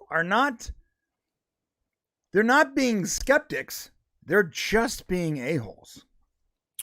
Right. They're trying to burn it to the ground. Right. And you can be a skeptic. I encourage it. We all encourage it. Be a skeptic. Like don't accept anything before you've seen it. Always share your opinion. Freedom of speech, baby. We're in it. We're with it. But like Shane said, you're just trying to burn it to the ground at this point because of past offenses committed by other people. Well, Picard season 3 is different. Like ordinarily we'd be like, well, we're not really going to say much about it because it could be a dumpster fire. But Picard season 3 is different because a lot of, people in our community have had a chance to experience it. And, these people who like us, like Robert Meyer Burnett, have said things like, I hate all the Trek that's come before, but I love this. I mean, like, and so hearing that, people are like, yeah, well, it's still going to be terrible. And so my question to you is like, what did you just say? Right. Like, you just said it's still going to be terrible, even though you and I both agree that Picard seasons 1 and 2 were terrible and Discovery's seasons 1 through 4 were terrible. And you're going to tell me we're both here. Like we both hate it. Now I'm telling you that Picard season 3 is good. And your answer to me is, well, Picard season 3 is still going to suck. You have an agenda. Right. Period. You have an agenda now. Right. There's no longer, you don't, if you saw it and you told me, hey, Picard season 3 is good, I'd be like, really? Okay, well, I'm not 100% sure that's possible, but you said it. I agree with everything that you talk about. So I'm going to cautiously, optimistically go into it and see for myself. But that's not what's happening here. Right. And to give credit like to Matt Vader and Mexican Iron Man, like when I told them that it was good, when we told them it was good, and Robert Meyer Burnett told them it was good, their response was, oh, okay, well, we'll give it a shot. Because we've always agreed, we've always had the same opinion on this, right? And so, and if it's bad, I'm going to beat the crap out of you. Right? Yeah, that was Matt Vader's response. Yeah, it's like if you're on the same path with someone, you're traveling the same journey, and all of a sudden you think that person has decided to completely become a different person at one fork in the road when you've been traveling the same road that whole time. I don't know. It sounds like maybe you just went off the ride. Maybe you don't want to keep taking that journey. That's what it sounds like to me. Yeah. And the idea that everybody's just buddies, like on Twitter, like, so somebody will say, hey, at Terry Matalas, so what's going to happen with this thing? Is this going to happen? And he might give like a little hint where he's like, yeah, or, that could be it. And then the person responds with, well, that's dumb. Right. Like, what do you think's going to happen? Like, do you think now that guy's going to be your buddy? No. Like you guys aren't chilling at the bar, having, hanging together so that you can have this, this honest moment with the guy who created the show. They wouldn't be a dickhead if they're in person. Right. You wouldn't have said that like that. Right. You would have been like, oh, okay, well, all right, I guess I'll have to check that out. That's how somebody would respond if you're in somebody's face. We're going to look back on this 25 or 30 years from now, and either we're going to completely forget that we were nice to each other in person, and everybody's going to end up being jerks online, or we're going to look back and go, my God, we were just not nice to each other. Right. On social media. Bugs, bro. Yeah. So Yorkshire says something good. This is from Henry Cavill. It's a fan's right to have whatever opinion they want to have. I don't consider that toxic. I consider that passionate. That's cool. Henry Cavill did say that recently. That's awesome. Yeah, you should have an opinion after it comes out. Listen, it's not toxic. If it comes out and you're like, this is dog shit. Right. Like if something comes out and you're like, oh my God, this is awful. You're not being toxic. Yeah. That's your opinion. But if something doesn't come out and you're like, that's going to be awful. Right. Now you're being a little toxic. If I open my door and I see Kadish and Vader standing there with weapons, I mean, that's their freedom of speech. Yeah. That's true. I come in the room like, hey guys, I'm not going to make it to the show this week. Yeah. So, I mean, there's just, there's about being respectful, being, right. And if I was a creative person, I guess that's a weird thing to say. If I was a higher level creative person and I was creating content for the zeitgeist of all of human society, right. I probably would approach things a little differently. I would probably be one of those guys that's like, yeah, I'm not going to engage you people. Probably, So I got to give a huge shout out to people like Terry and Dave and James who are actually talking with people and putting it on the line to have this communication, because it's a difficult thing to get smacked around all the time while you're talking with people. All right, great. One more quick little thing here before we move on. Someone did ask, sir, will this be another revenge story? We've seen that in ST2, Nemesis, Star Trek 2009, Into the Darkness. Will there be a villain, or will there be an antagonist in season 3? And Metellus answered, not a simple revenge story, no, but there will be some antagonists who wouldn't mind some vengeance. That's a good answer. Well, that's a good answer, yeah, because what great story doesn't have a little bit of vengeance in it, right? I mean, it doesn't really give anything away. I love this person here who's saying, hey, at Terry Metellus, we'd like to see Mark Hamill on an episode of Strange New Worlds. Can you do something about that? And Terry's like, yeah, I don't work on Strange New Worlds, but I love Mark Hamill. Right. It's kind of funny how, I mean, he responded to him. He didn't have to respond to him. Yeah, he did ask, someone asked if there was going to be a Dr. Polanski mention, and Terry said, if you listen closely. Yeah, well said. That's a good one. And then and people complaining about like the Enterprise E and the Enterprise F. What are they complaining about? Will we ever find out what happened to the E, whether it was destroyed or decommissioned? That's a good question, actually. He answered, I'm going to paraphrase. He was like, it's more like mileage and less about destruction. So I don't know. You're going to have to watch it. That's actually a good comment. We should mention this one. The person said, so out of curiosity, and a bit of sadness, what was in the reason we won't see the Enterprise E? Simply because of age, or because you believe it was time to move on? Was hoping we might see them pull it out of mothballs, even if it's for a final heroic ride.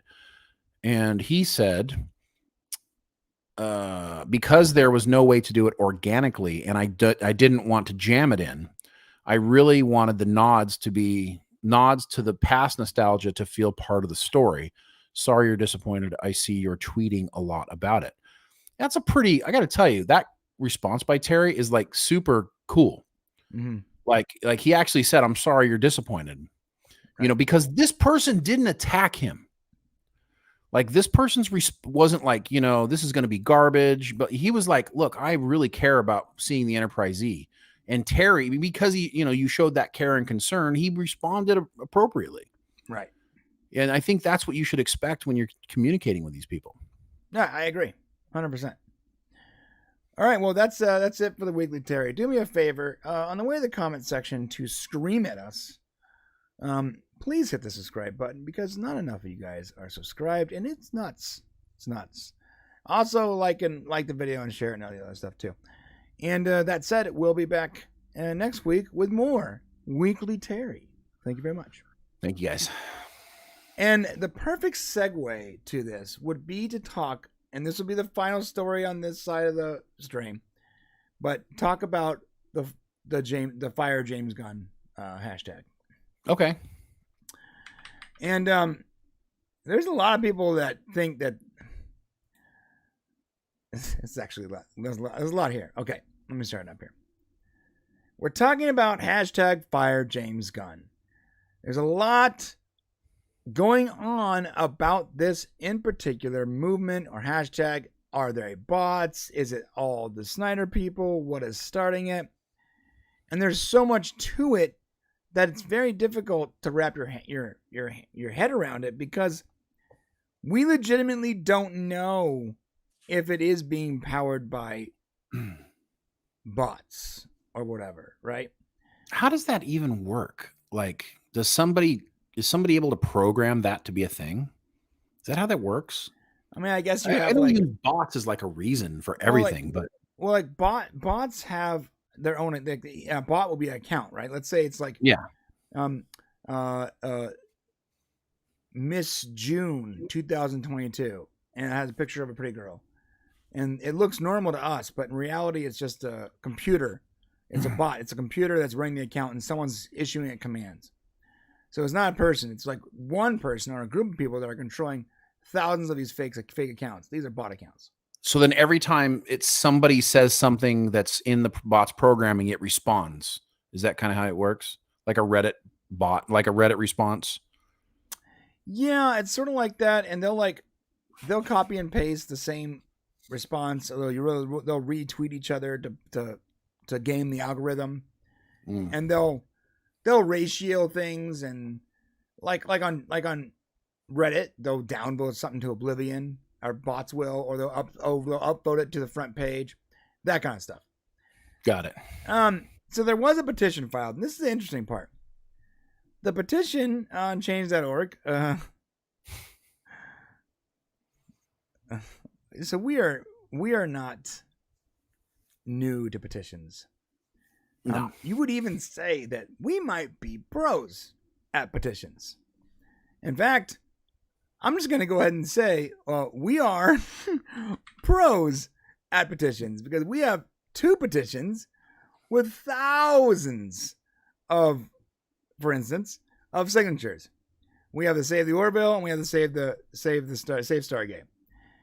And when I'm looking at this one, I'm seeing 167 people have signed it.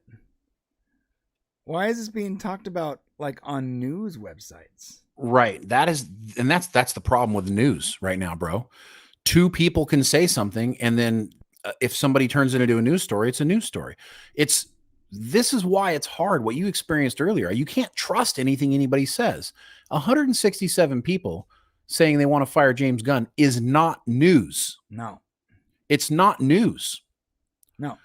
I almost wish we could just run a site that's completely about, correcting all the things that are wrong. We're going to do that. Frustrating. Yeah. Thank you for that, Shane. Announcement. There'll be a website that comes up next week. Toward the end of the next week, we are finally launching our news website. It's going to be called Honest Pop Culture, and it's going to be doing all that. Yes. Well, the best we can. Like, this would be a great example of the truth about, right.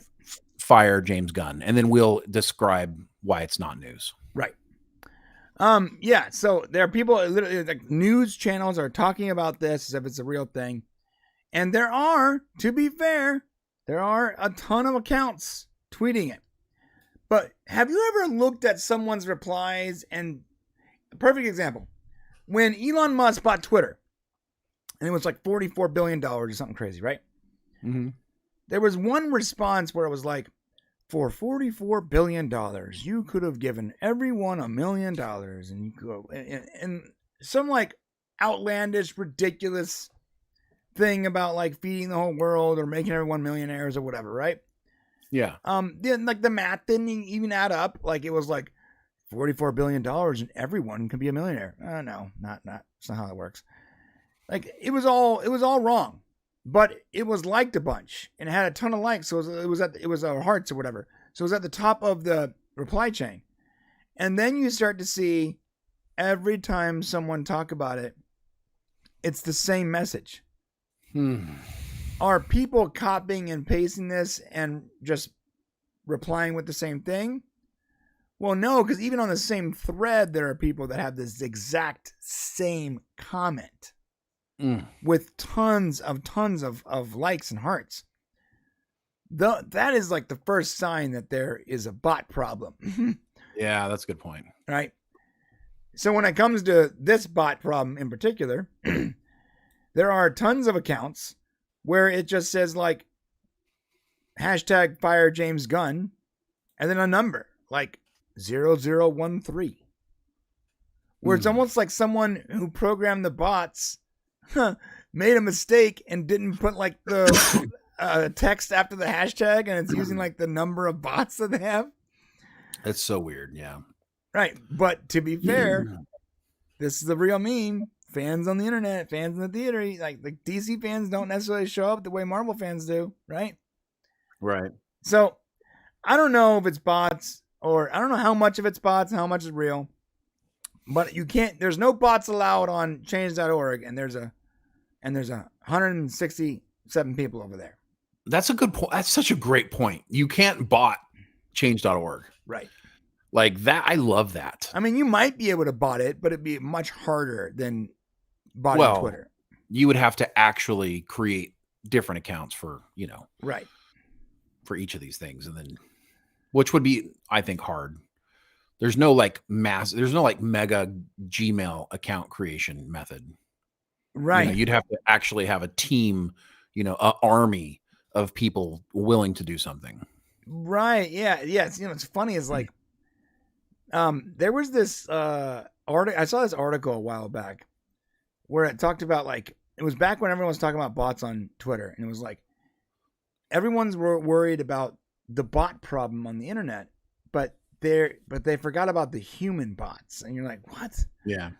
And they're talking about like how certain celebrities and influencers have like these massive email lists and like followers where they can just sort of like direct their followers and their fans at one in particular thing, almost like point them almost like a weapon. Yeah. And be like, sign this petition or whatever, or vote yes on this poll. And the majority of those people will do that exactly whatever they're told. And they're sort of like human bots in that way. Yeah. But I think that the DC fandom is so fractured on most things. Right. That's the problem, is it's not organized. That I don't think is organized. So I do not know how much of the Fire James Gunn thing is real. I don't know I have no idea how much of it is bots or BS. I'll tell you this. Well, I mean, go ahead. Sorry. I just wanted to say that it's obviously real to some people. People who, I mean, you are a great example of somebody who would be Fire James Gunn if you weren't reasonable. Right. Like the fact that he's disappointedly gotten rid of Henry Cavill. And there's a lot of people out there who want Henry Cavill to be Superman, including myself and including you. Yeah. But we're reasonable human beings who understand why he did it. So we're not freaking out. But there's other people out there who are not reasonable, who don't care what the possible reason is. Give me my damn Henry Cavill and shut the hell up. And those people are going to be hashtag Fire James Gunn no matter what. The problem is there's just not that many of them. Right. So, yeah. Yeah. And like, you're completely right. Like I am massively disappointed so far in the decisions being made. But I also understand, like you, I understand why those decisions are being made. And because of James Gunn's nearly flawless track history or track record, I'm going to go ahead and be like, all right, good luck. Just like, don't cast Jonah Hill as Superman. Don't, his first decision has to be good. Has to be a grand slam. Yeah. Has to be a grand slam, or even the most reasonable people are going to be like, oh. Well, he used up all of his goodwill resetting DC. Right. Like, it's almost like your mana pool. He used all of his mana to do this one big high cooldown move. Right. So he doesn't have any more. Now his next thing has got to be just a straight physical attack, and it's got to land. Yep. Or he's going to die and have to start over again. Right. Or he's got to respawn. Right. Right. I found this meme incredibly hilarious. James Gunn, Henry Cavill. Why are DC fans being so cruel? Sorry, James. You got to understand, people are going to be upset. I think he does get it. Yeah, he has to get it, right? I mean, listen, if people are going to flame spray you, man. You made a hard call. You killed off something people love, and so people are going to be pissed. I mean, that's happening. You know, the one thing I don't want to see James Gunn do is get on board and say, you know, all you toxic fans out there, no, dude, you did something. You did something.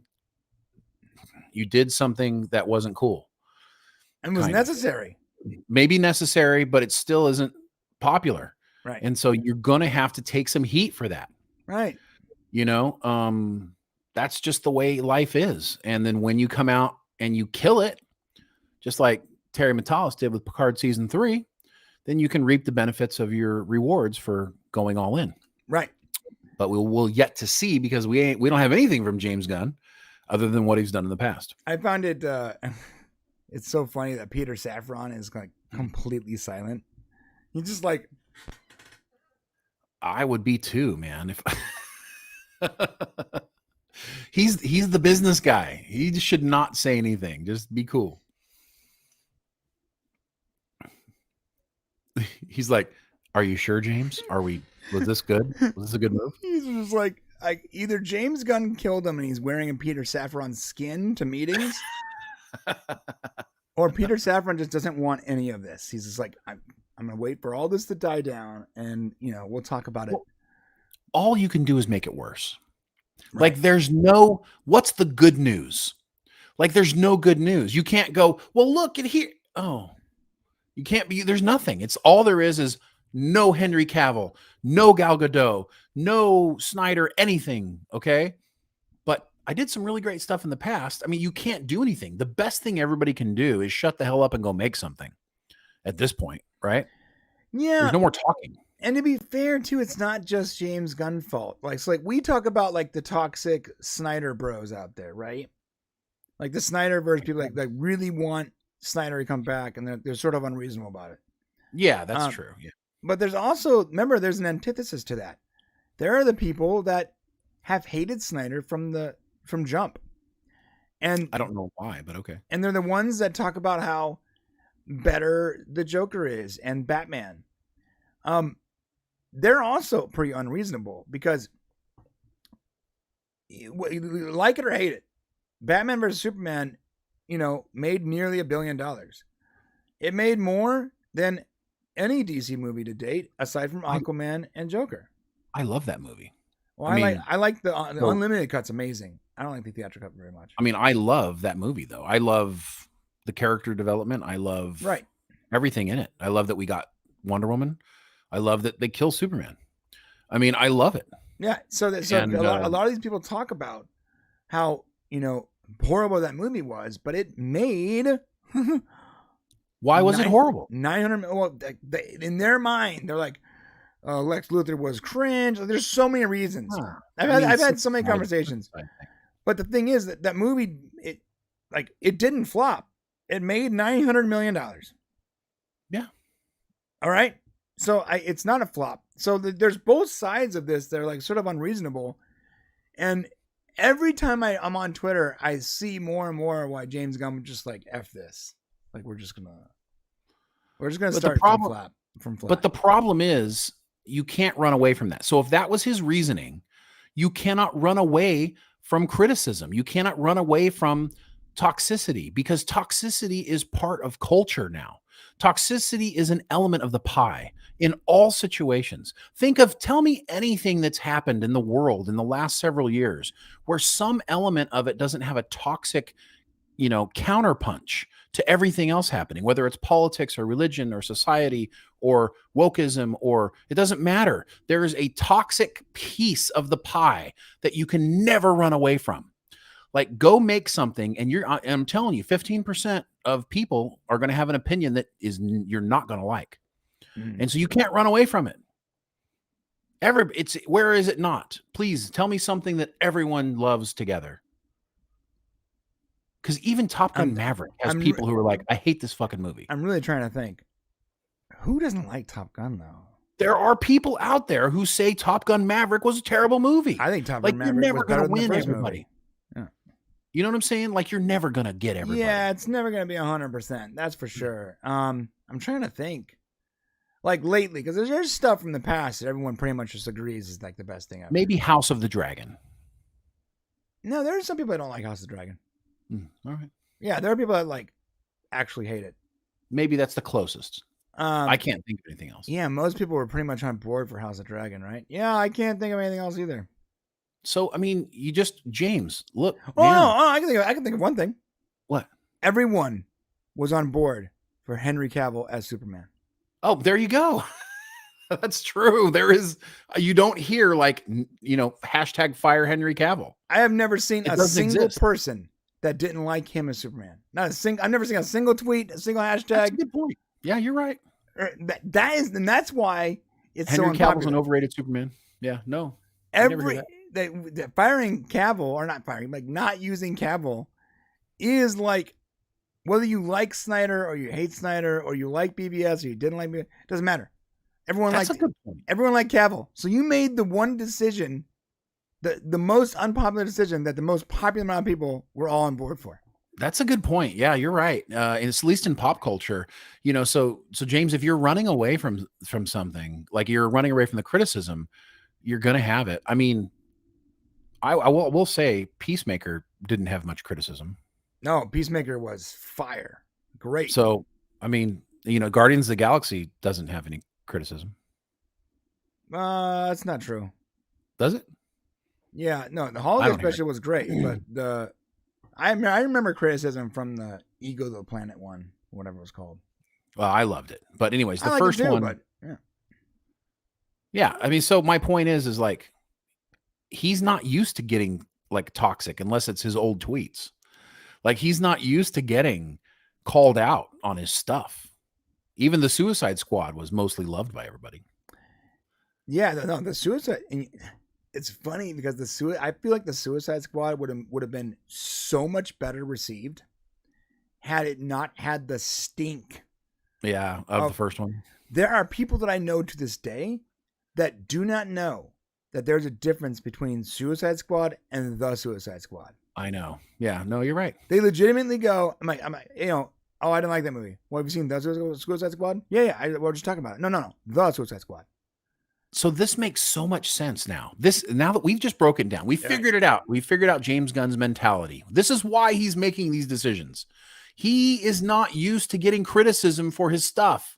Right. And so maybe he feels like if he just severs off the Snyder portion of fan bases, then he can just start over from scratch with his perfectness, and he won't have to worry about getting a bunch of pushback if he doesn't do it the way these people think he should do it. No. I think he's living in a dream world, right? Because now you're not just doing a show, buddy. You're doing DC everything. This is a universe now, and any universe is going to have a bunch of people who are not going to be happy about something that you're doing. Yeah, honestly, it would be the most bother move if like when they went to go reshoot, they had like a younger version of Superman or whatever for like the setup scenes. Mm-hmm. But then we got to the planet and it was Henry Cavill. That would be genius. That would be genius. That would be genius. He's not doing that, but that would be genius. I mean, he's not doing that, but imagine the reaction in the theater for the first time. People would lose it. Yeah, you're right. They would lose it. That would be the most epic redirect sleight of hand of all time. Right. It's funny is I saw this too. There's a 1,000, 1,109 tweets for hashtag fire James Gunn. Just a heads up, that's not actually that much. I mean, it's trending sort of, but like that's not. What does that mean? That like, if it's not that much, why would there be 1,109 tweets if it's not that much? Well, I mean, so 1,109 is a lot of people. Sure, it's 1,000 people, but 1,000 people tweeting hashtag fire James Gunn is not that much in the grand scheme of Twitter. When you've had people, people in the millions tweeting at hashtag. So that's a good point. I don't know, man. I mean, think about this: 1,100 tweets, 167 signatures. Doesn't seem like that's a trending topic. Not sure why Gizmodo was talking about it. So, Well, Gizmodo talks about anything. Right, that's true. That's true. That'll give him credit. All right, listen, let us know what you guys think about this stuff. Are you on the hashtag Fire James Gunn crowd, or are you like hashtag Give him a chance? Hashtag Give Gunn a chance. Hashtag in Gun Reach We Trust. Anyways, hit the comment section. Let us know what you guys think, and hit the subscribe button on the way there. And we'll move on to the next topic. Actually, that was the last topic for today. for this part of the show, we're going to be going to the members section, right, Jane? Hey, Orville Nation. What's up, man? What up, PJ? How you doing, brother? I love PJ. Sometimes we just have like evening vent sessions together. Sometimes he'll just call me and be like, what are your thoughts on this? And I'll just like tell him. And it feels good because I know whatever you tell PJ, like he's going to be positive about it. I love that about him. PJ is a very positive guy, yeah. Are we already going to members? We're about to, yeah. Wow. All right, what are we talking about the members section, Shane? Let me tell you. I know you're wondering, even though you have access to the same thing I do. What are we talking about today? We're going to be doing our first, I hope of many, Fake News Friday segments. All right. This week, it's a returning character to our ever-expanding rogues gallery, Giant Freaking Robot. Wait, is that a member section thing, or should we do that as part of the live show? It sounds like a segment that should be like part of this, no?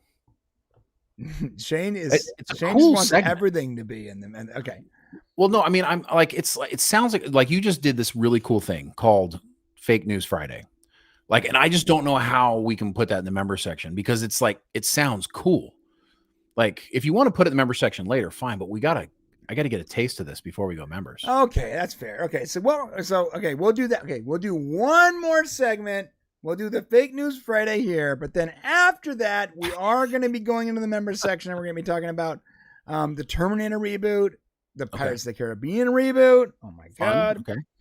Yep. And the movie 65, and the fact that I have to, preface that with the movie because no one knows what just 65 is stupid. Yep. We're also going to be talking about Zack Snyder's Rebel Moon, which just came out. And I was about to say that. And last but certainly not least, Rebel Moon, that Shane just sent me the link for. Dude, it just dropped. You listen, you guys can all thank me. I've started doing something new, and it's going to just piss Brian off. I've started looking at the news while we're on our show. Well, because Thursdays is when a bunch of news drops, and we happen to be doing our show while news is happening.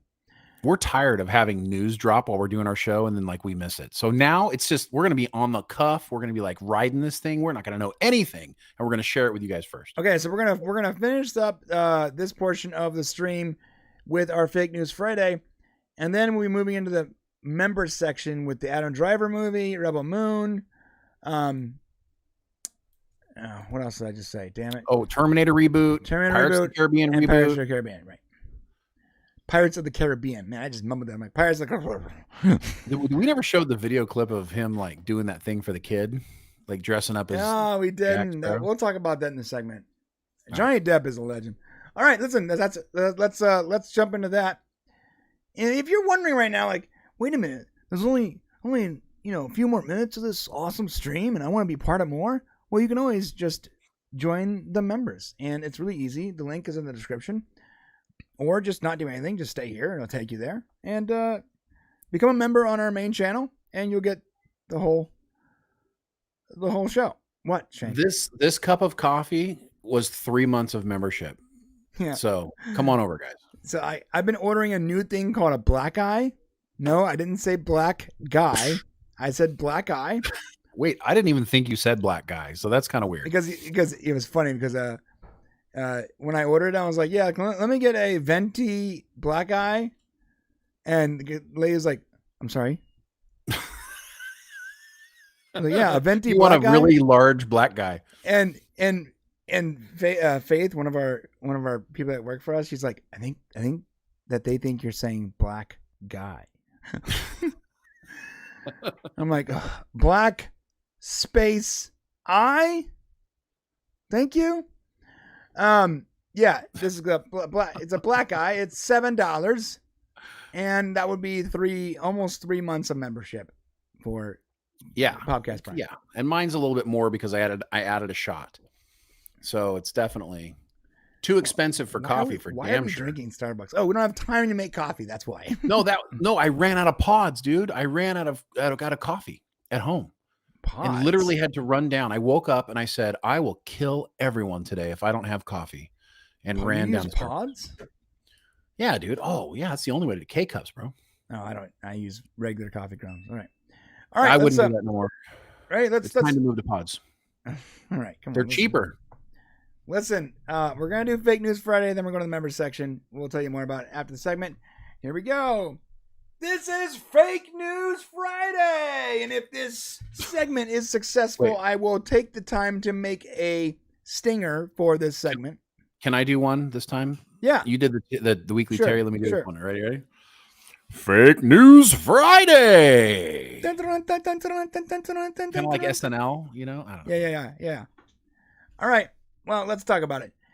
Today on Fake News Friday, we are talking about the exclusive news that there's a Borg Star Trek show in development. Oh, it's exclusive, Shane. Wow. They're making That's a awesome. new Star Trek show just about the Borg. How did we never hear this? This is amazing. How in the world have we not, the people who actively talk to the showrunners at Paramount, have no idea this is even a thought in a gleam of hope in the eye of the people in charge there? Because it's not. Because it's fake news. Wow, man. This Here's is the just, deal. Yeah.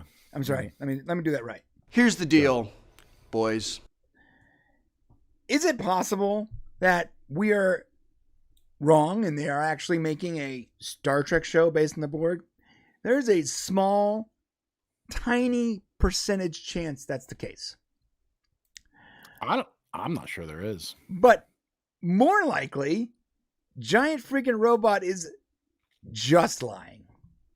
They literally are just straight up lying. Yeah. Here's what they said. This is terrible. Yeah, this is terrible. They said, we've learned a new series focused on the Borg of Star Trek is being developed. Ready? The Borg of Star Trek may not be Swedish, or at least not all of them.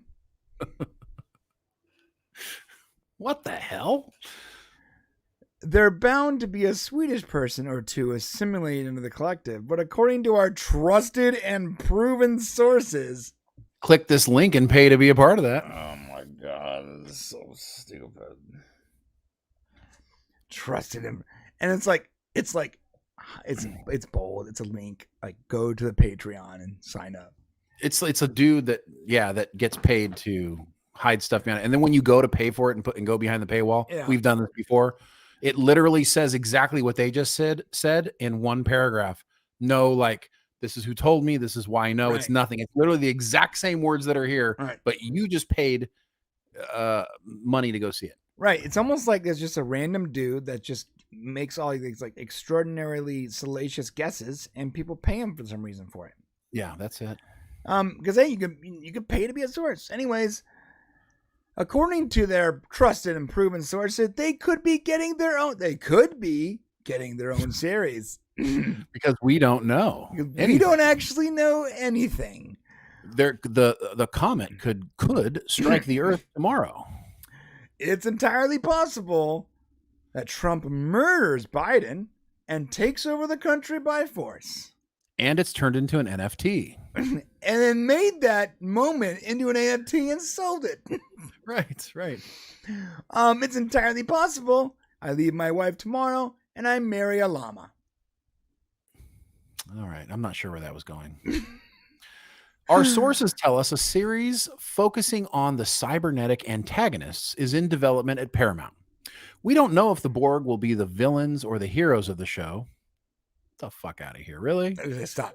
Go watch Star Trek, buddy. Full stop. But some other stories that have leaked from Trek, as well as some interesting developments in the characters over the past few years, give us some pretty good ideas. Brian, tell us what some of those things that they did. Yeah, they're talking about Picard season 2 and the fact that Murder Doctor, aka Girardi, aka Girl in the Red Dress, became the Borg Queen and then decided to be a good Borg.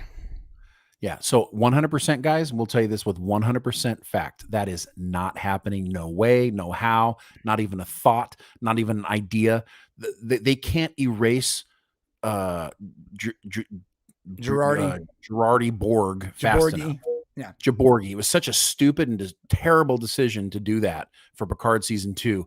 They can't run away from it fast enough. So we can tell you 100% they're not making a damn show about it because they couldn't get away from it fast enough. Yeah, they literally were like, yeah, they can't. They hate it. They hate it. They know it's stupid. It was terrible. so unbelievably unsuccessful. It will not be making. It will not be coming back. They go on to say, when the Borg were introduced in Star Trek The Next Generation, they were just about the closest thing the franchise had to an unambiguous evil. All right. Let's move down a little bit here. As explained by the Nerdist, the new collective thrives under the leadership of a new Borg queen, a merging of the old queen and Dr. Agnes Girardi, played by Alison Pill. The season ends with the nature of the anomaly or whatever villains may or may not be waiting on the other side a mystery. And it never answers that question. Season 2 of Picard might as well just be an island that everyone forgot existed. Dude, I can't believe they use the Nerdist to like get some clout. Like they throw the Nerdist out there to do it's essentially a fact that this occurred during Picard season 2. Why would you attribute it to the Nerdist? It literally just happened. It makes them look like they're more credible. Yeah. So whenever you guys see a news site that credits another like well-known news site on something that's a simple fact that everyone knows, that's exactly what they're trying to do. Right. Stupid. It's very stupid. It's extraordinarily, unbelievably stupid. So basically, and I'm going to stop right here. I'm going to stop giving, reading this dribble.